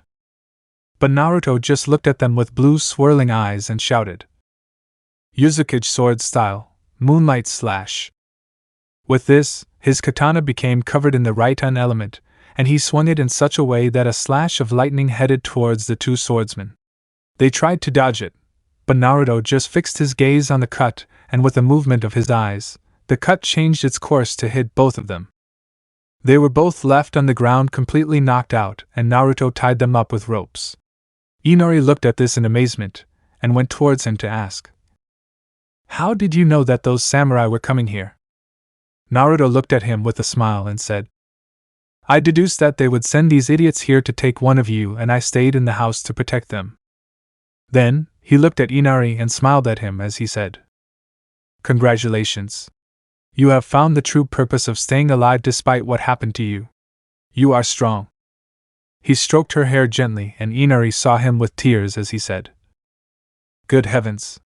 I decided that I wasn't going to cry anymore. Now you're going to laugh and call me a crybaby." Naruto looked at him with a smile and said happily, "Of course not. Even the strongest of us can cry on occasion. It's okay to cry if you're happy." Inari looked at him in amazement at those words and Naruto said seriously, "Well, if these two are here, that means the bridge is in danger. It's time to end this pointless battle." Then he looked at Inari and with a smile said, "Protect your mother. At least you have her with your grandfather, and you must protect them no matter what happens." Inari nodded with a smile and Naruto headed towards the bridge. Chapter 7, End of the Mission. The battle had begun long ago in the vast fog with Kakashi fighting Zabuza in a fierce match, and with Sayuri fighting Haku in an even fight. They both attacked each other with the katana that Erasure gave them and senbons with elegance worthy of a kunoichi, until they collided forcefully while looking at each other with fury. "Awesome. You are an admirable kunoichi if you can be on my level. May I ask what your goal is in the shinobi world?" Haku asked with a curious smile. "I seek to become the best kunoichi in the world and change my clan. Also, I do this for the person who changed my life," Sayuri said with a smile full of pride. Haku looked at her in amazement at her words and said, "Interesting. Your goal is very high, and to reach it you must overcome those who are out there who can compete with you, Materumi-sama, the old woman Chio of the Sand, Tsunade Senju, and some more that you will find on the path of your dream. Will you be up to all of them?" Sayuri smiled defiantly at those words and said, "Do not be a moron. I will surpass them all, even my rivals in Konoha, and I will rise as the strongest in the world." Haku smiled sweetly at this statement and said, "I see. But I think you won't be able to surpass me yet. I have already gained 2 advantages." "2 advantages?" Sayuri asked, looking at her confused. Haku looked at her maliciously and said, "The first is the water on the floor, and the second is that I have blocked one of your arms. Now you will only be able to flee from my attacks." He started making signs with his free hand, leaving Sayuri in shock as she thought, "One-hand signals? I didn't think she would be at that level." "Hijitsu, Sensatsu Soisho Special Jutsu, Flying Water Needles," Haku shouted with a smile. Instantly, the water on the ground rose up, taking the shape of hundreds of needles that surrounded Sayuri. Sayuri saw this seriously and closed her eyes as she concentrated. When the needles headed towards the Uchiha, she could see how she had disappeared, causing the needles to collide with each other. "He disappeared," Haku said as he looked around. He began to jump to avoid the Uchiha's attacks, which almost hit him, until he heard Sayuri's voice behind him. "You're quite slow. Now you will only be able to flee from my attacks." Haku turned to see how the Uchiha attacked her with her katana, blocking it with her hand. But he saw how she sent a kick to her face and had to lean back to avoid it when he saw how Sayuri jumped on her to kick her to the ground with great force. The impact left her in a crater, releasing some blood from the force that the Uchiha put into such a kick. Zabuza saw this in amazement and asked Kakashi, "What did you teach that girl so she could leave Haku like that?" Kakashi looked at him with a drop of sweat and could only say, "The truth is, someone else has taught him more than me, and if he is that strong it is because of what he learned from him." Zabuza opened his eyes surprised at this information and saw how Haku stood up as he said, "Good. I guess I can entertain myself if you're that strong. Come on, Uchiha, show me what you can do to give me fun." Akino smiled at his challenge and, preparing her katana, said, "With pleasure. I will have fun with you until Neru arrives and I will show you what I can do." The battle on the bridge was intensifying with every second, with Kakashi fighting Zabuza and Sayuri fighting Haku. Both kunoichis attacked each other with everything they had, causing the ground to break beneath them and the air to freeze even more. Then, Haku walked away from Sayuri and said, "You are good. You have fought on par with me and I must admit that you have impressed me. But you still need to learn more to beat me." He made a hand signal that Sayuri didn't know about, and instantly, ice mirrors formed around Sayuri, who saw everything with surprise.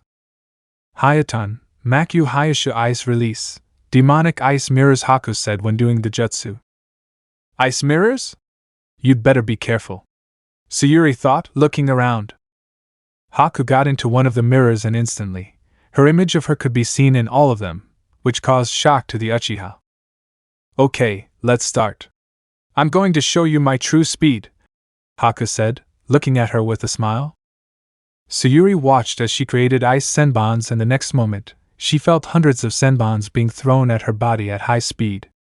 She could not do anything in the face of the enormous speed of the senbons that he threw at her, and she was attacked from all sides by her senbons, causing great damage. The attack continued for quite some time, with Sayuri trying to follow Haku's movements until she was able to notice something interesting.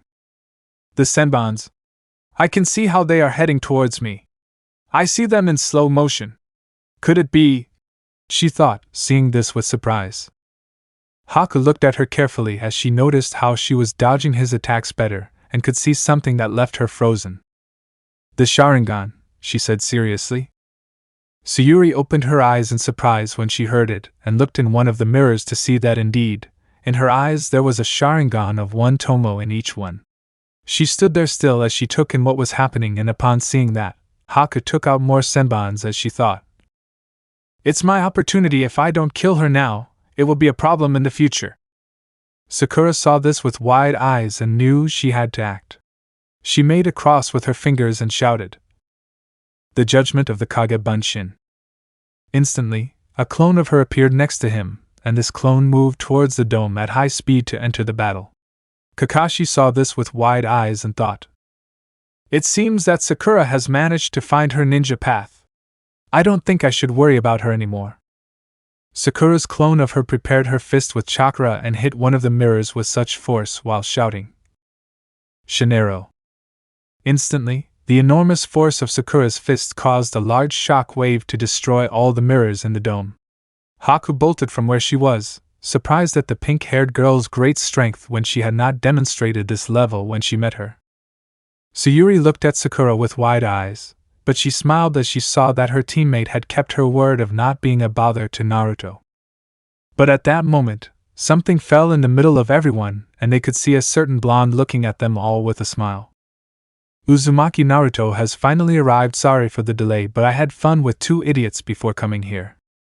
Everyone saw him with a drop of sweat at his entrance, and he was immediately hit on the head by Sayuri while yelling at him. "Where were you, idiot?" Naruto looked at her with amused eyes and said, "I see that you have finally decided to show yourself how you really are." Sayuri blushed at her words and looked away with a very cute pout that made Naruto laugh. Then, Sakura approached him after leaving her clone with Tazuna and asked him, "Did you know that Sayuri was actually a girl?" "Well, I found out when I returned to my grandfather after they put the seals on them. I didn't say anything because it was her decision to reveal herself to us," he said with a smile. Sayuri looked at him with joy for respecting her decision, and then, several shurikens were made by the trio of Team 7 launched by Zabuza, but Naruto deflected them with his katana. "That's enough, Zabuza. You're fighting a meaningless fight," Naruto said in a powerful voice. Zabuza looked at him with narrowed eyes and asked, "What happened to you, brat? You look different from how we first met." Naruto just took out the scroll that Mei gave him and threw it at her while saying, "That doesn't matter now. Like I said, you are fighting a meaningless fight, and now you have the chance to go for your true goal. This is sent to you by someone very special." Zabuza caught the scroll and carefully unrolled it to read it slowly. When he read the contents of the scroll, he widened his eyes and asked Naruto, "Is this real, brat?" "That's how it is. Mei-chan is fighting against Yugura's tyranny, and has requested Yuzu's help to win the war. She told her about you on my mission, and she asked me to give you this scroll so that you could go support the civil war against Yugura. I advise you to support her since she needs your help," Naruto said calmly. Zabuza sighed at his words from him and put the scroll in his bandages from him as he said to Haku, "Stop fighting, Haku, this battle is over. Now we have to go for our true objective." Haku nodded at his words and then Naruto said, "Besides, I think you no longer have to worry about your business here, Zabuza." Zabuza looked at him seriously and asked, "What are you talking about?" Naruto pointed to the end of the bridge to find a certain short guy with a cane looking at them all with a wicked smile. "Oh, but what a moving conversation there is here. How disappointing." Everyone looked at him with cold eyes and Zabuza said, "Cat, I see you brought your goons to finish the job." Gato looked at him maliciously and said, "He, the plan has changed. Well, actually I was thinking of doing this from the beginning. I'm going to have to kill you, Zabuza, since I never thought about paying you any money." But to their confusion, Zabuza burst out laughing, causing the bullies to glare at him until he said, "Did you know? I don't care if you don't want to pay me because I've already made the decision not to work with you anymore. Keep your money if you can. This boy will take your life in my place while I take those of all these inept people." He pointed to Naruto, who was looking at everything calmly, and Gato looked at him with a mocking look as he said, "Who is this stupid kid?" Naruto just took out his sword, Red Storm, from the seal on his wrist and said, "I'm the one who sent you to Shinigami, damn dwarf." Gato looked at him with fury and shouted to his people, "It's enough, kill them." Zabuza looked at Kakashi and said, "Do you want to eliminate all of these with me?" Kakashi smiled with his eyes and preparing his kunai said, "Clear. It will remind me of old times." And in that way, both of them launched themselves against the army of thugs, to eliminate them. They both passed through all the thugs with their weapons, cutting down anyone in their path at surprising speed. Puss saw in horror how all the bullies were falling easily, and how they were getting even closer to him. At the end, both shinobi reached the dwarf, leaving a wasteland of corpses behind them on the bridge. Puss watched in horror as they both looked at him with cold eyes. "No, please spare my life. I'm just a businessman looking for wealth," Gato shouted, begging for mercy. "It's not us you should beg for mercy, it's him," Zabuza said, looking at Naruto. The blonde was approaching them with her crimson sword ready to end this, and Puss looked at him with pleading eyes. "I implore you, forgive me. What do you want? Money? Women? I can give you anything you want. I only ask you to spare my life," the dwarf shouted with fear in his soul. Naruto stood in front of him, and showing the crimson blade of his katana, looked at him with emotionless eyes to say, "Many have begged you for mercy for their lives and you have not granted it to them. Do you think I will do the same?" Gato looked at him without being able to answer his question, and Naruto raised his katana while saying, "Here you have my answer." And with that, I have impaled the evil tycoon right in the middle of the chest to end the stupid dwarf's life.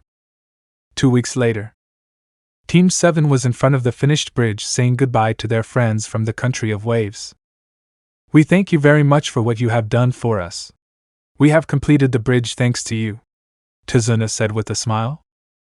Inari looked at them with some tears and Kakashi said, "Well, it is normal to help our friends. We hope that now your country can prosper thanks to the bridge." Naruto looked at Inari with a smile and fluttering his hair, he said, "Don't worry. We will come to visit you soon." "You better," Inari told him with many tears. "Come on, crybaby.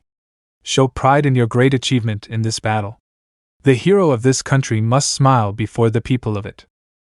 Inari looked at her with some anger and shouted, "I'm crying because I'm going to miss them, and what about you? Aren't you going to cry too?" But Sayuri turned to start walking and only said, "Okay, bye." But her team could see how she smiled proudly as she looked at Naruto, and Sakura thought, "How cute, I come to see him like a little brother." Upon reaching the borders that connected the country of waves with the land of fire, they found Zabuza and Haku waiting for them. "Will you go to the rebellion to help them?" Naruto asked, looking at Zabuza. He nodded and looked at Kakashi to say, "I will be supporting Mei-sama to end this war in Kiri and give Haku a better life. I hope you can help us to end this once and for all. That's what it will be like. My grandfather will send his best shinobi to support them in that war, and that we form an alliance with Kiri after everything is over," Naruto said seriously. "In that case, after the war is over I may visit Konoha for the Chunin exams. See you at Kiri, Kakashi. And you, Gaki. I hope you keep your promise to change this world for all of us, Zabuza said, looking at Naruto with serious eyes. Naruto smiled slyly at him and said, You should already know that I never break my promises. That's my ninja way. Zabuza smiled and Haku approached Naruto to give him a tender kiss on the lips and then said, I'll see you in Konoha for the Chunin exams. And maybe I can start my new life by your side. This surprised Naruto a little, but he put on a big smile and said, That's what it will be like. When that war is over, you can go to Konoha and even Yuzu and we will welcome you to my house. Haku smiled sweetly and ran to Zabuza's side to begin walking towards Kiri. When they left, Kakashi looked at his team and said, Okay, let's go home. Everyone and began walking in the direction of Konoha. Meanwhile, Tazuna looked at the townspeople and said, We will call the bridge the Great Naruto Bridge, in honor of the boy who has shown us that if we fight, we can build a new future. Everyone agreed, and in that way, Naruto's Great Bridge was created while the blonde boy walked home with a big smile. Meanwhile, in Yuzu, in the council room, Erasure was looking at those who made up his council, a group of clan leaders and 3 Uzumaki elders who helped him in his command managing him. Unlike Konoha's council, this one was kinder and fairer, helping Erasure in managing him as Uzukage for the good of everyone in the village. Surely you already know why I summoned you here. The time has come, hasn't it?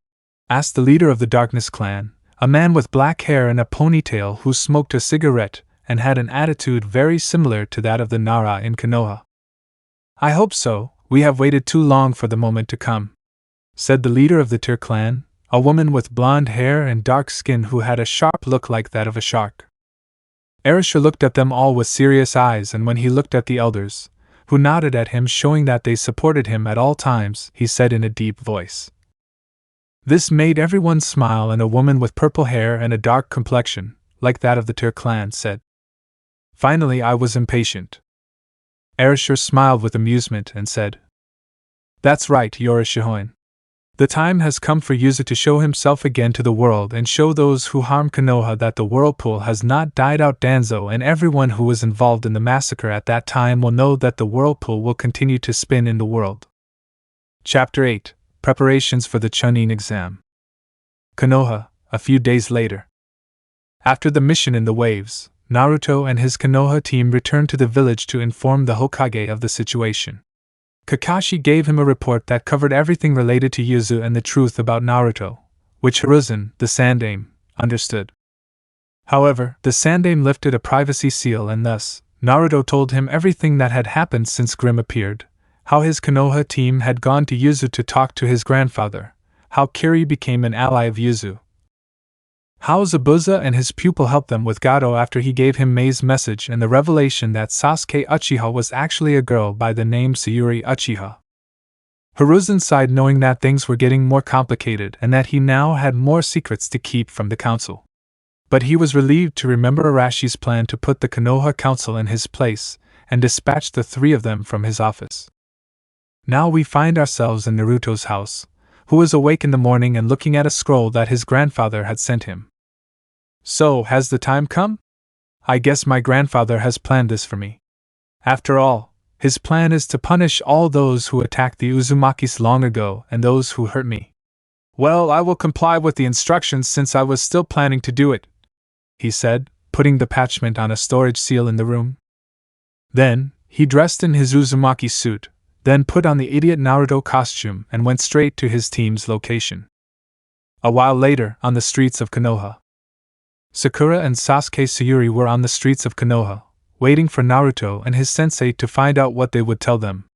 After waiting for a while, they saw how Naruto arrived with his fool's costume and said, I'm here now.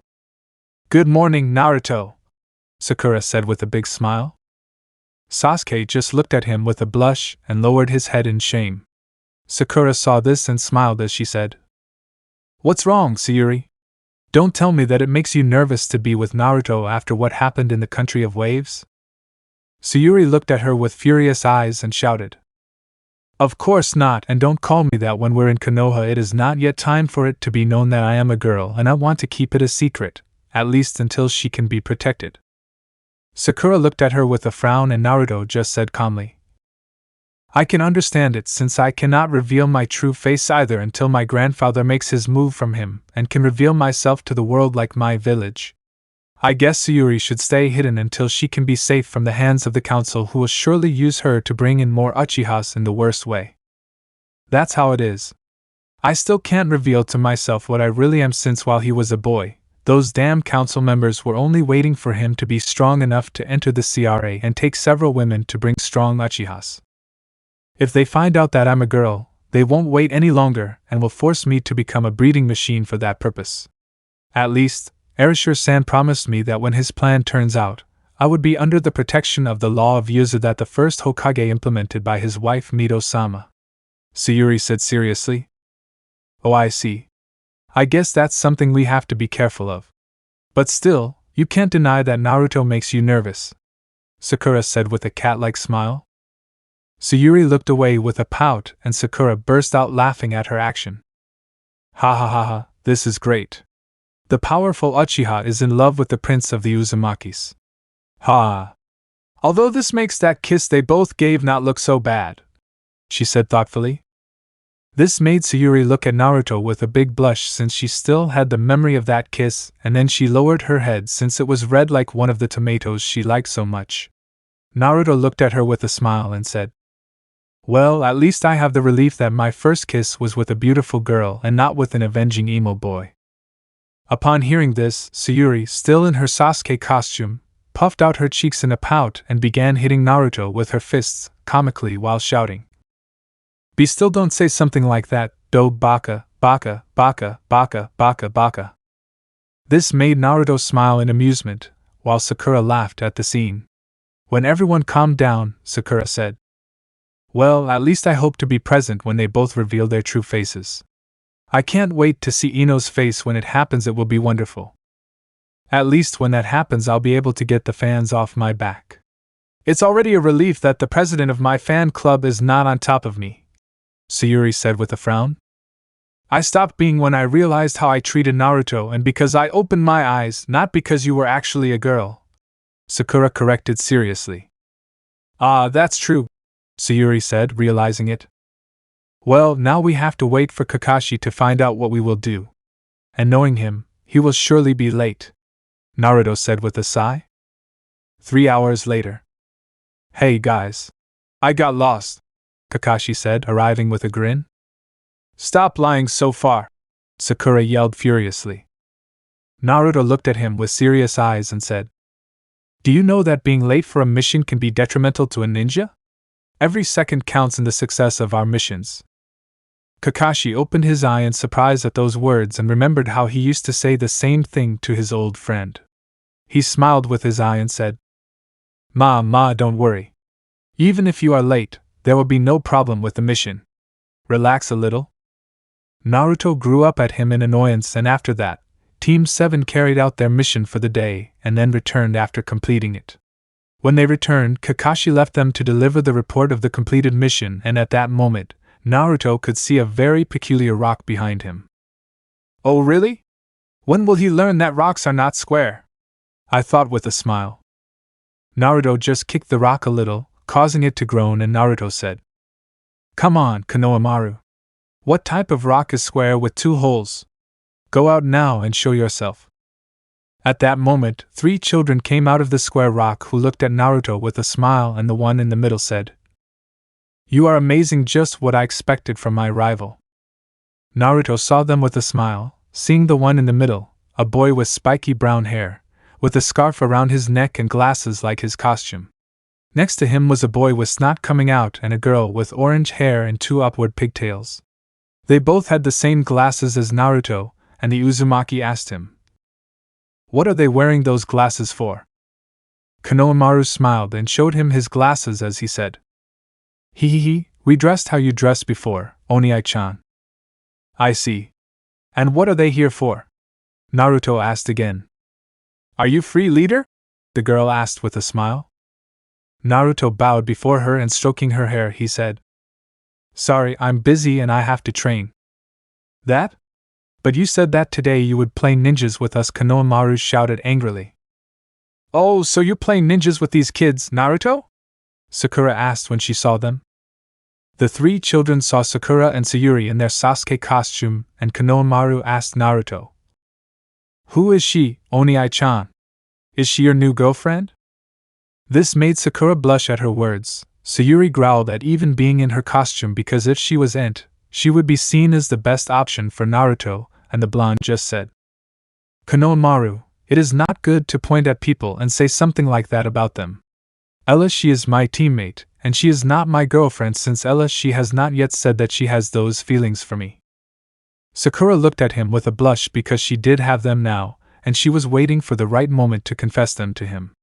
Konohamaru looked at him with a frown and said, Well, she's cute and I'm sure Oni-chan would accept her. This made Sakura and Sayuri's eyes widen, so Sakura asked Naruto. Naruto, do they know the truth? This made Konohamaru look at her and asked Naruto. So they know, Oni-chan? Naruto sighed and said. The answer to both questions is yes. Konohamaru and his group know my true identity, and my team discovered it on the mission in the waves because of. You know who?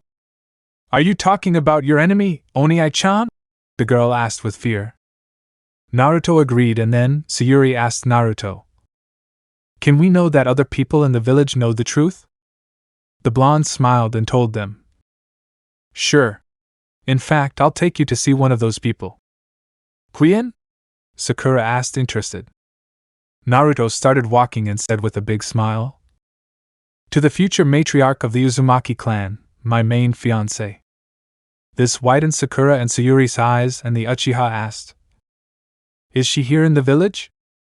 Naruto was going to answer, but he heard a sound up ahead and noticed that Konohamaru was gone. Where is Konohamaru Udan? I asked the boy who was still with them. He and Moegi went ahead and turned that corner, the boy said, pointing to a corner in the street. Naruto worried about his little brother and ran to the corner to find a boy in a hoodie with cat ears and face paint holding Konohamaru by his scarf. That hurt, you piece of shit, the boy said furiously. The girl with blonde hair and 4 spiky pigtails looked at him with a sigh and said, Do not do it. Then they will call our attention. Naruto looked at them with analytical eyes and could see from their bands that they were Suna ninjas. He decided to play the idiot role of him so that they wouldn't get suspicious, and Sakura said worried about Konohamaru. Sorry, we were just playing. Hey, transvestite. Let him go! Naruto shouted in his role as an idiot. Sakura and Sayuri frowned at him for a moment, but remembering how he had put on that role to hide his true face from him, they decided to humor him. The Suna boy just looked at him with a smile, noticing that he was from Konoha because of his ninja band, and said, Let's play for a while before the boss comes. Naruto was suspicious of this, but he decided to use his role as an idiot to find out his combat style. It was something he had developed with his fool's disguise. He would attack the fool with the disguise to make them trust him, and thus he would find out how his opponent fought to use that to his advantage in the future. He lunged like a fool at the Suna boy and could see how he moved his fingers from him, and then he was thrown away by something that Naruto could see with his trained vision of him. As he fell to the ground, the Suna boy smiled evilly and said, The genin of the leaf are weak. Sakura looked at them with wide eyes when she discovered that they were not from the village and thought, Then they are foreigners. Because of their bands they must be from Suna. What are our allies doing here? Sayuri, on the other hand, looked at the Suna boy with fury and thought, Damned, how dare you do that to Naruto? Instead, Naruto just looked at the boy seriously and thought, So a puppeteer? I should have imagined it. After all, Suna is where puppet users prevail. If they are here, it means that everything is being prepared for that. I guess the time has come. He got up from the ground and shouted at the boy, still in his idiotic facade. Hey, transvestite, if you don't let him go you'll pay me fat-ass hummock. This made the boy angry and he said, You are making me angry. Honestly. I hate children. Especially the rude little ones. They make me want to kill them. This caused everyone to look at him seriously, and the girl from Suna only said, "Oh well. I don't want to get involved in this." "You bastard," Naruto shouted furiously. Sakura looked at the two of Suna seriously and thought, "What's wrong with them? This is going wrong." The boy looked at Konohamaru with an evil smile and, preparing his fist for him, said, "Well, after this I'll take care of the other annoying dwarf." He prepared to hit Konohamaru, and Naruto decided to get into it without caring that it revealed something about his true nature, since he didn't want his little brother to be killed. However, they all heard a scream near them that said, "Kankuro, stop it. You are a shame to our village." Everyone raised their heads to see a red-haired boy with a pumpkin on his back looking at them with killing intent.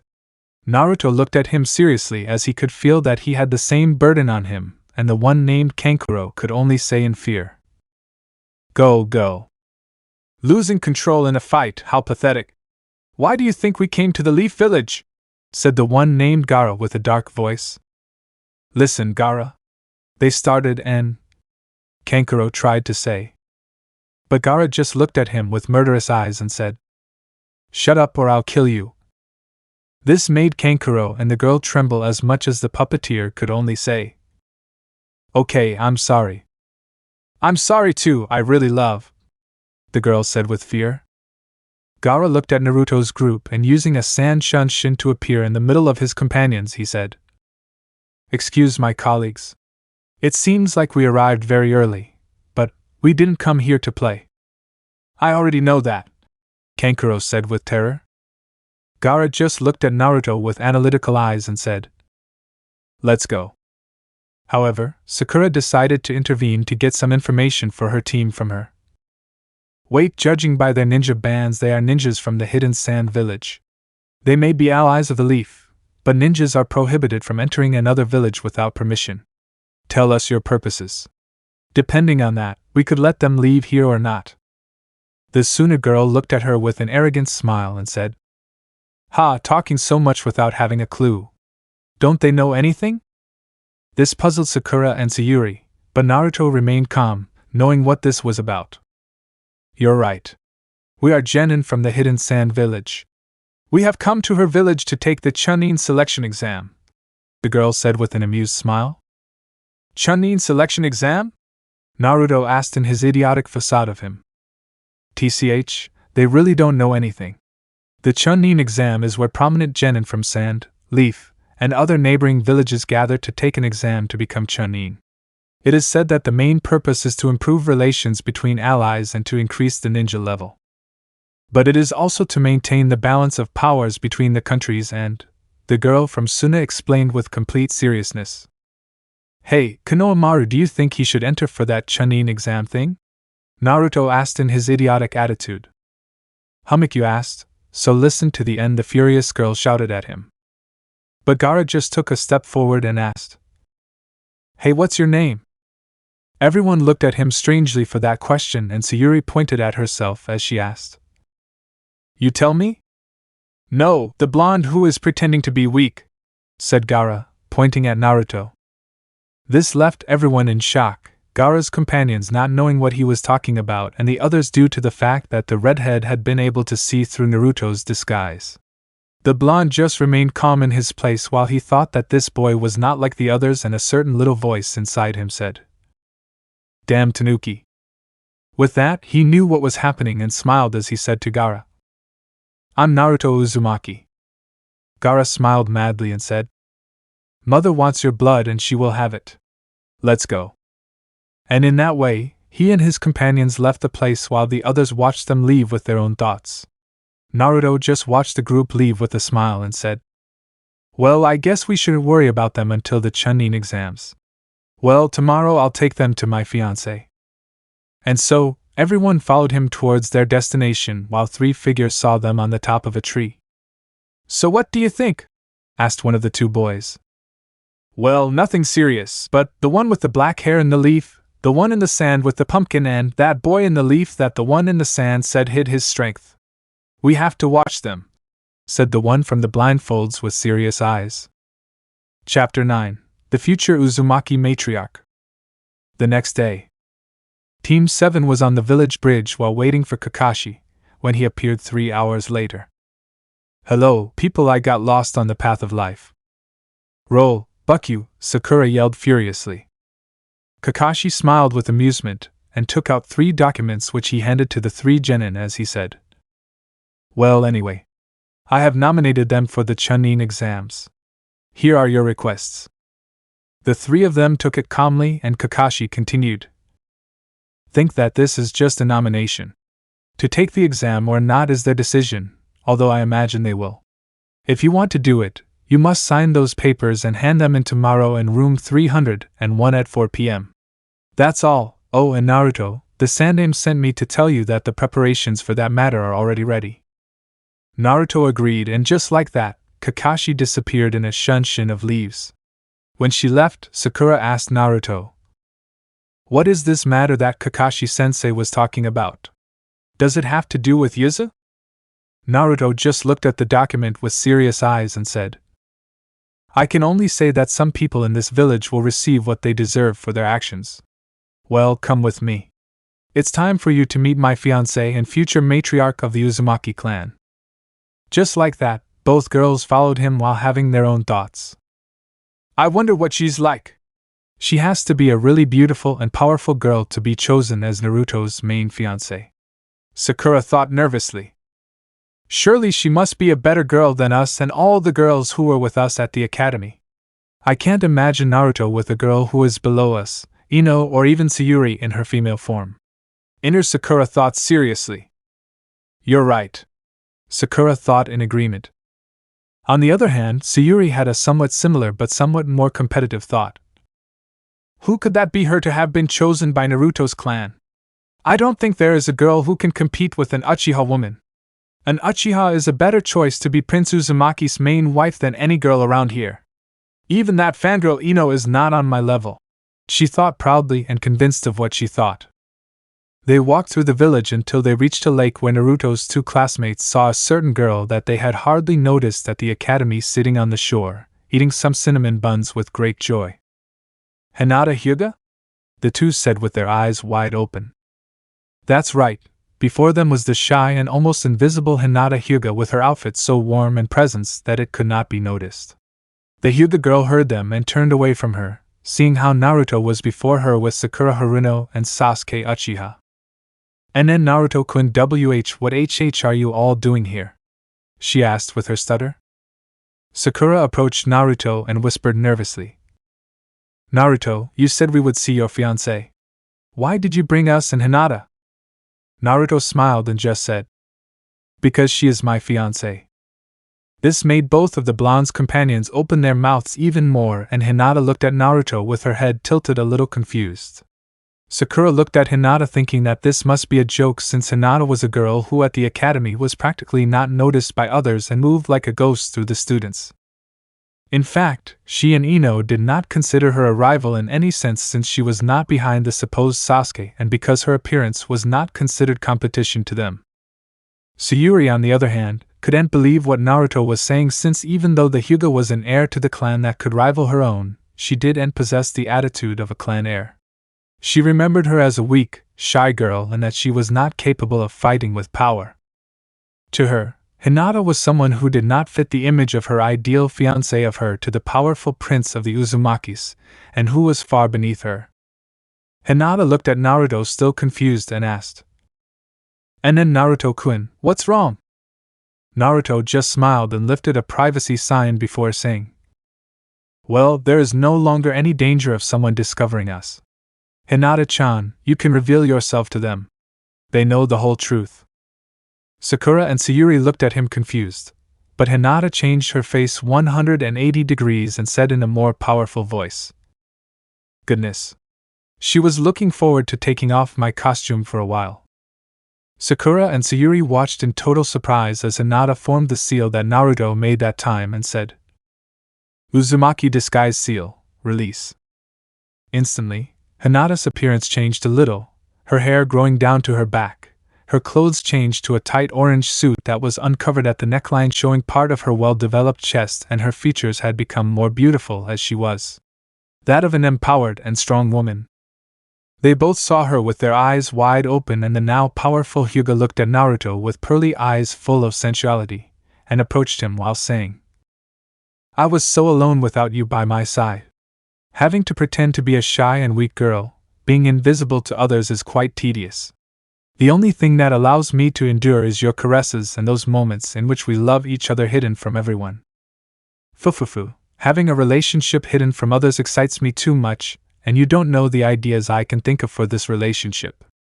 I just don't put them into practice because they prohibit us from doing that kind of thing until we are at least 16 years old, and are recommended to be chunits." Naruto hugged her with a predatory smile, and without warning, gave her a kiss so hot that it left the two spectators with their mouths open. Both lovers enjoyed the kiss with all the desire they had, and when they separated, a thread of saliva between them was proof of how much passion there was between the two of them. When the kiss ended, Naruto looked at his two companions and said, "I present to you my fiancé and future matriarch of the Uzumaki clan, Hinata Hyuga." Sakura was open-mouthed at what she witnessed, while Sayuri looked at Hinata with clear annoyance, which the Hyuga noticed and told her, "What's wrong with you, Uchiha? Are you jealous of Naruto for having a strong, beautiful, and powerful woman? I'm sorry to tell you that I have never been interested in you, and I will never be." Sayuri rolled her eyes at her, and Naruto laughed a little in amusement as he said, "Oh, believe me, you'll be surprised too, Hinata-chan." "Why do you say that, Naruto-kun?" Hinata asked, confused. Naruto looked at Sayuri and said, "If you want, you can show him or tell him." Sayuri smiled evilly and formed the sign of the Uzumaki costume to say, "Uzumaki disguise seal, release." Instantly, his Sasuke Uchiha disguise disappeared and he appeared with his Sayuri Uchiha appearance before everyone. Hinata looked at her with wide eyes and then laughed in amusement as she said, "Ho ho ho, so the beloved Sasuke Uchiha, whom all the girls at the academy adored, is actually a girl? But what a surprise, but I can see that as a girl, you greatly compete with my true appearance of her. And I'm actually very proud of my beauty." And it was true, as Sayuri was a beauty that was easily a great competition to Hinata's current beauty of hers. Sayuri looked at her with cold eyes and said, "Apparently, you are actually a Hyuga like everyone else, proud and capricious. Do you really think you are worthy of being the fiancé of the prince of the Uzumakis, Hyuga?" Hinata looked at her with fury for those words and said in a cold and powerful voice, "Make no mistake, Uchiha, I'm not totally like my family. I'm just proud of my beauty and my qualities. I don't spend time telling others that destiny chose me and that others are beneath me because of that destiny, and as for being worthy of Naruto-kun, I didn't decide that, it was his decision, and it's enough for me. And what about you? Do you think that because of your clan and your pretty eyes you are more worthy of being in my place? Don't fall as low as your clan, Uchiha." "What did you say, damn Hyuga?" Sayuri yelled angrily. "What did you hear, stupid Uchiha?" Hinata shouted with the same fury. They both looked at each other with anger and lightning colliding with each other, while Sakura looked at them with fear and thought that this was like her fights with Ino, but worse. But Naruto stood between the two and said, "Stop, don't fight over who is more worthy of being with me. That doesn't matter to me. I don't care if one is an Uchiha or the other is a Hyuga. If one has the Sharingan or the other has the Byakugan, that's nonsense to me. What really matters to me is that they feel the same love for me that I am willing to offer them. If they can both do that, then they are both more than worthy." This made Sayuri's eyes open and she lowered her head with tears as she saw that the blonde was how she had imagined, the most worthy of being with her because of her good heart. Sakura looked at Naruto with a big smile and was grateful for having him in her life, while Hinata let out a sigh and said, "Typical of you, Naruto-kun. You don't care about a girl's status or power of her to be with her. You only ask that they truly love you as you are willing to do it. I guess that's why the number of fiancés continues to grow. Very well, if that Uchiha shows that she really loves you like you will love her, I will accept her. But she has to be very clear that the matriarch is me."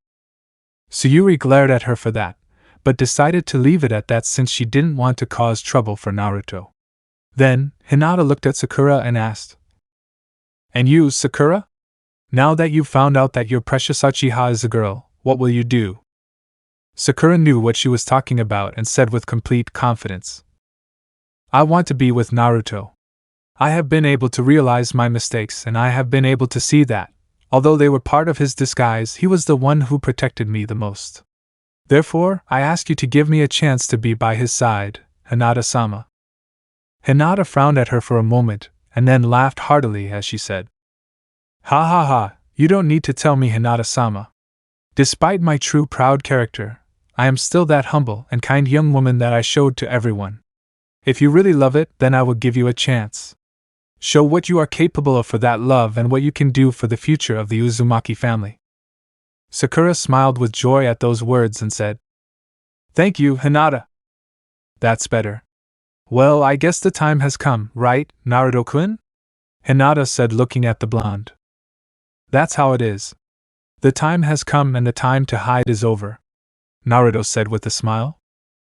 Hinata smiled evilly and said, "Perfect, very soon I will show everyone that weak Hinata is no more, and then all those damned will see before their eyes the future matriarch of the Uzumaki clan and the true princess of the Byakugan."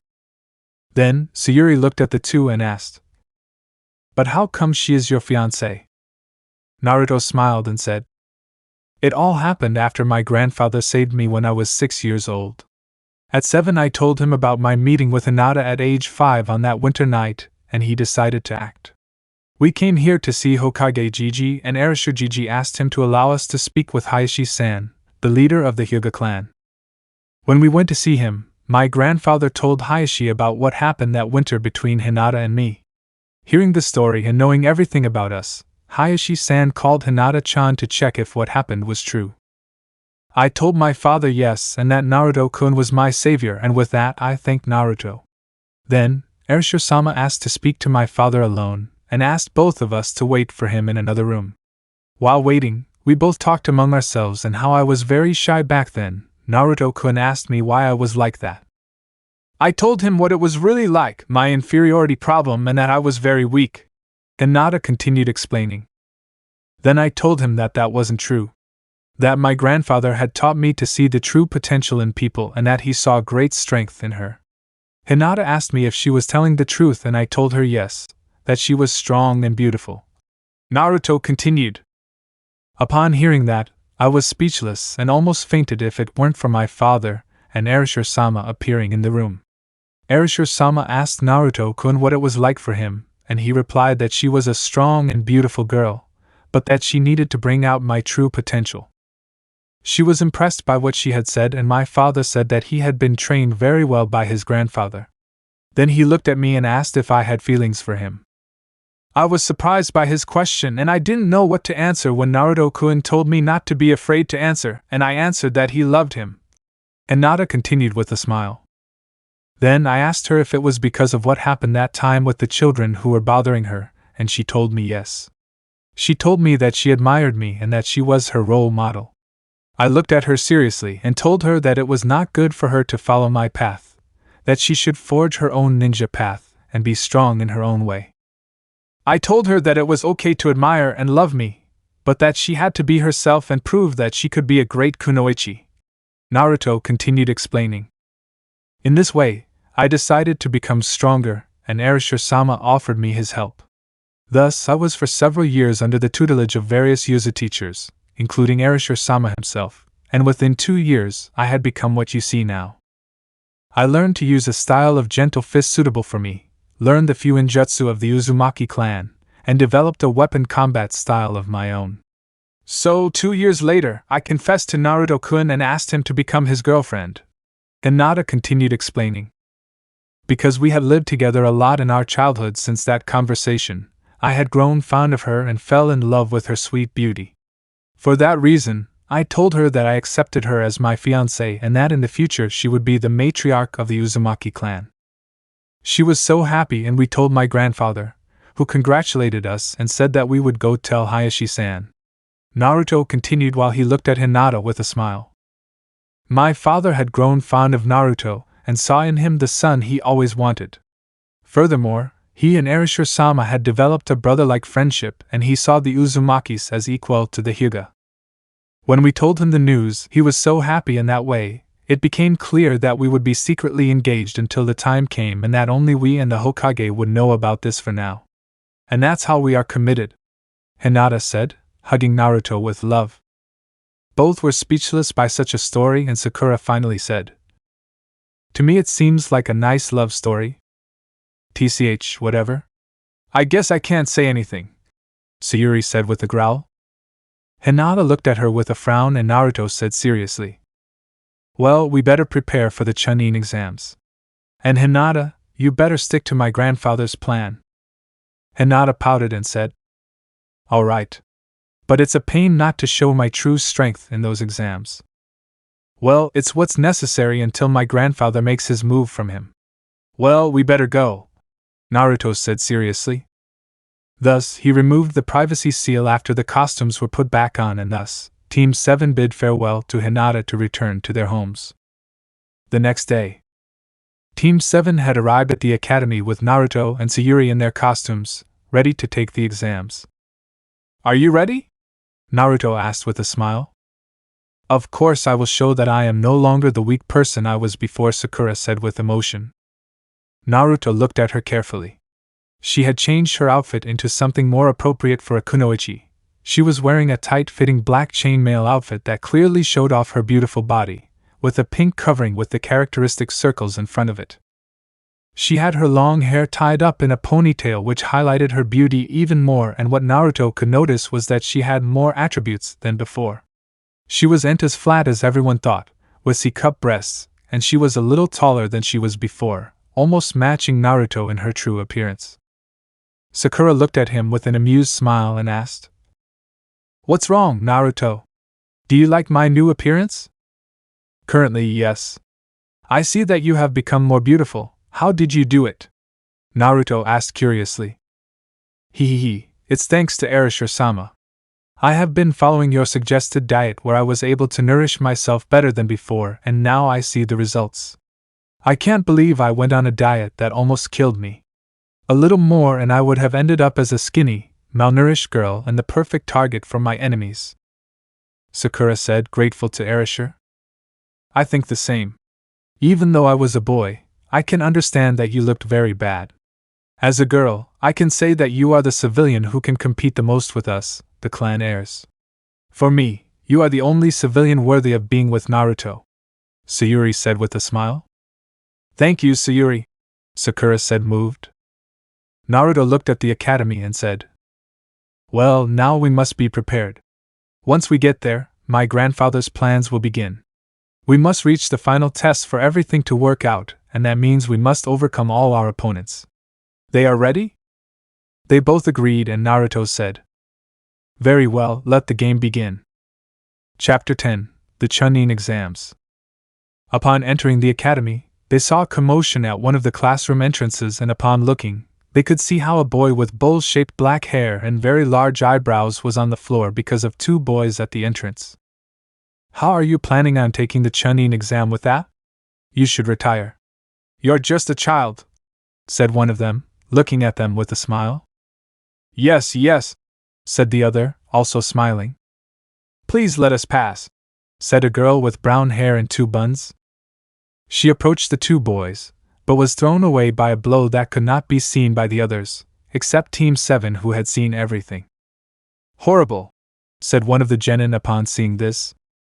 One of the boys looked at him coldly and said, "What have you said? Listen, this is kindness. These exams are not easy, even we have failed 3 times in a row.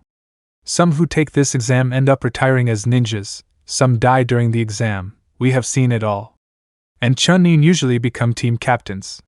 The failure of the mission, the death of a comrade. All of that is the captain's responsibility.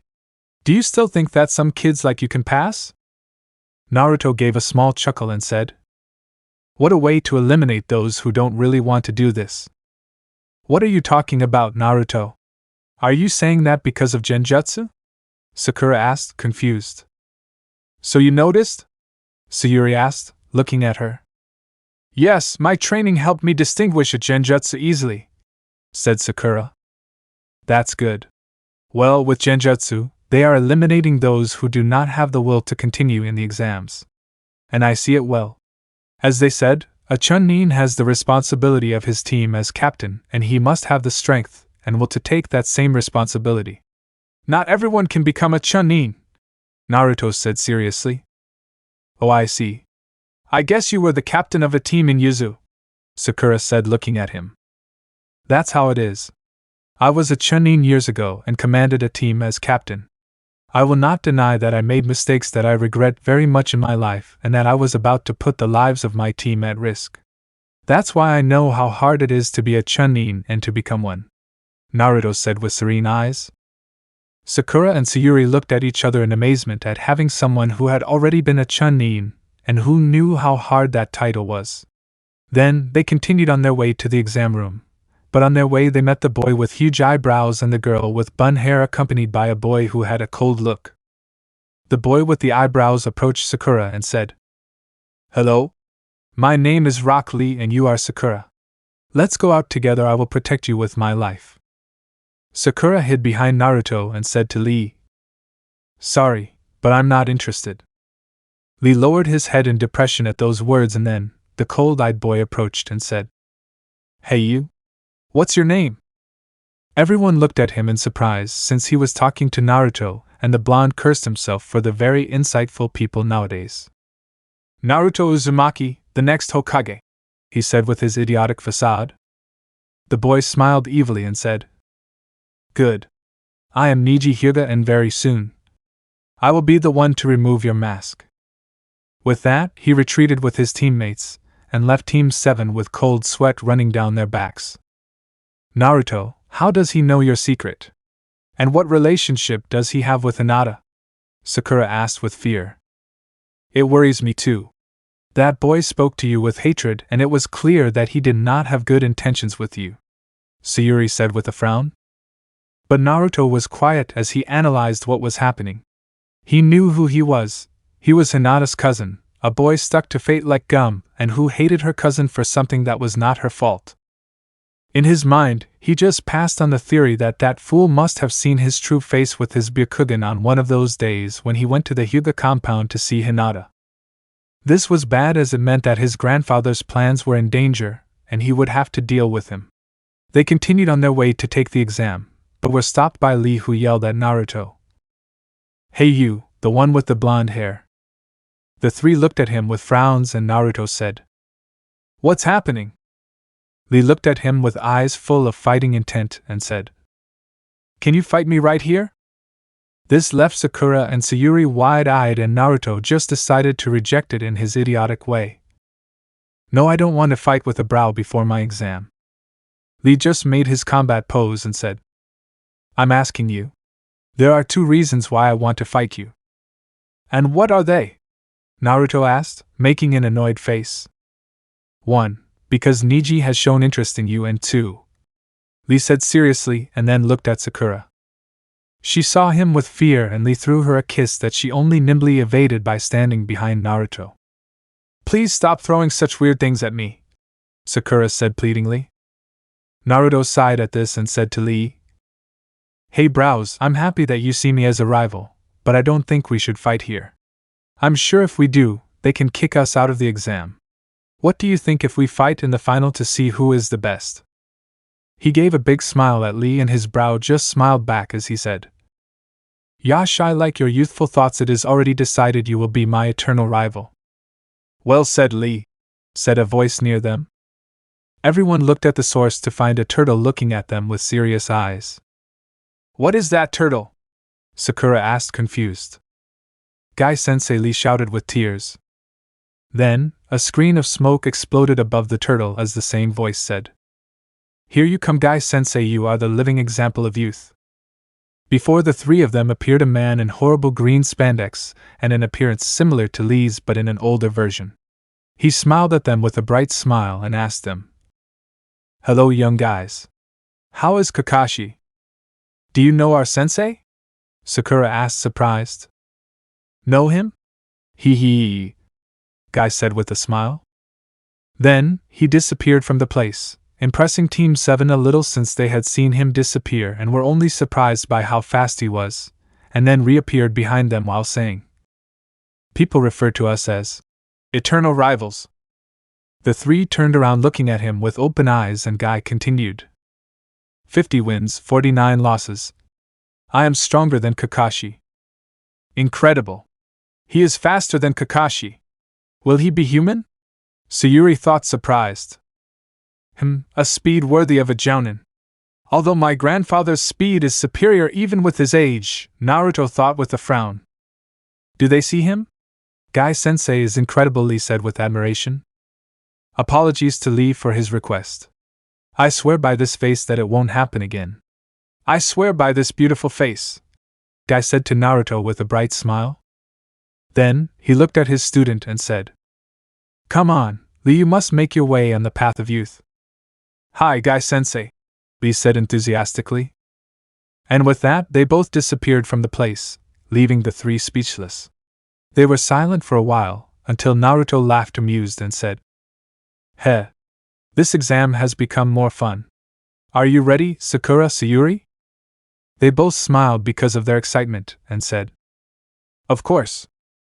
They walked until they reached the door that said 301, and there they saw Kakashi waiting for them. I see they have arrived. With the three of us, we can begin the exam properly, Kakashi said when he saw them. What do you mean, Kakashi-sensei? Sakura asked, somewhat confused. It refers to the fact that the exam must be taken by the three members of the team. If one does not participate, the rest will not either. Kakashi-sensei told us that we could take it individually so we could make the decision for ourselves. If one of us had decided not to participate, the rest would have been kicked out of the exam, Naruto explained seriously. So you lied to us? Sayuri asked, looking at Kakashi with fury. As Naruto said, if I had told them, maybe not all of them would have come. If Naruto and Sayuri had been shown up alone, they would not have been able to take the exam and would have to return to the academy. But they have come of their own free will, so I feel proud. Naruto, the Sandaime told me everything about that matter as your grandfather did, and I am willing to support you in this. Now go, Kakashi said with a nice smile. The three smiled at his words and entered the room while saying, Yeah, come on. Upon entering, the three could see the first test room filled with many ninjas who looked at them with a cold gaze. They could see that there were ninjas from their own village and at the same time, ninjas from other villages like Suna, Oto, and Kiri. Are there also Kiri ninjas? How is this possible if they are allies of our village? Sakura asked, confused. This must be the work of my grandfather, Hokage Jiji and Mei-chan. I received news from my grandfather that the rebellion managed to win thanks to the intervention of my village and the help of Zabuza. For this reason, Hokage Jiji has sent an invitation to Mei-chan for his village to attend this year's Chunin exams, Naruto said in a whisper. Yes, but they are not the only ones here. Look over there are some ninjas with red clothing and protectors with the Yuzu symbol, Sayuri said, pointing towards a corner. They both looked in that direction, and indeed, there were about 3 teams whose 3 members were dressed in red clothing and had the whirlpool symbol on their protectors. How come there are 3 Yuzu teams? Does this have to do with your grandfather's plans, Naruto? Sakura whispered to Naruto in surprise. Let's say they are the seeds of your plans. Plant doubt in our objectives by sending 3 teams from our village to wonder how some ninjas came claiming to be from Yuzu when that village had to be destroyed. This will cause our targets to go to Hokage Jiji and ask him about them. There, Jiji will act so that the plan continues its course. Just leave them alone. They are ordered to attend these exams as normal participants since they are genin who want to be Chunin. They will take the exam to advance while at the same time contributing to my grandfather's plan, Naruto explained with a smile. At that moment, a girl with platinum blonde hair and a ponytail lunges at Sayuri and screams, Sasuke-kun, you're late. I haven't seen you in a long time. I've been waiting for you with great emotion. Sayuri remains with a grumpy expression since she couldn't reveal that she was a girl yet, and had to put up with her fans yet. Sakura, on the other hand, was letting out little giggles while she covered her mouth so they wouldn't hear her, and Naruto told her, Don't be mean to her.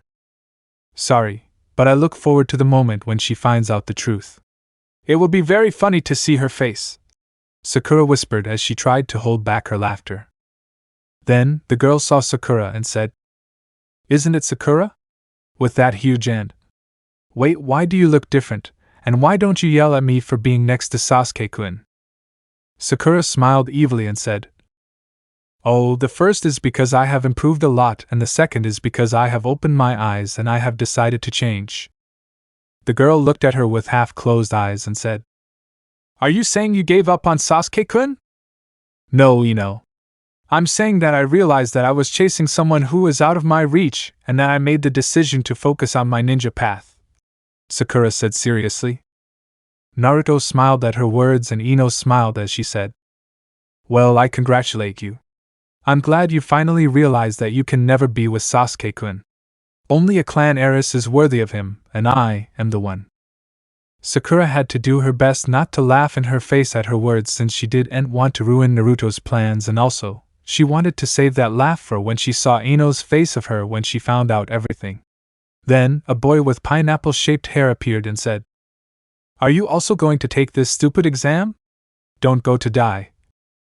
Naruto saw him accompanied by a boy with a lot of weight and said, "Oh, the trio of idiots." "Don't call us that, you misunderstood mask," said the pineapple-haired boy. Naruto watched with a frown. This boy was Shikamaru Nara, and he could tell that he was one of the people who knew his secret in the entire village. But it wasn't because he told him. It was because the damn genius discovered it based on his observation and deductions from him. He told Naruto that he suspected him to be a genie wearing a mask, and the blonde had no choice but to trust him and tell him his secret. From that moment on, Shikamaru became his voice of reason when he needed advice. The other was Akimichi Choji, a member of the Akimichi clan who specialized in their anatomy.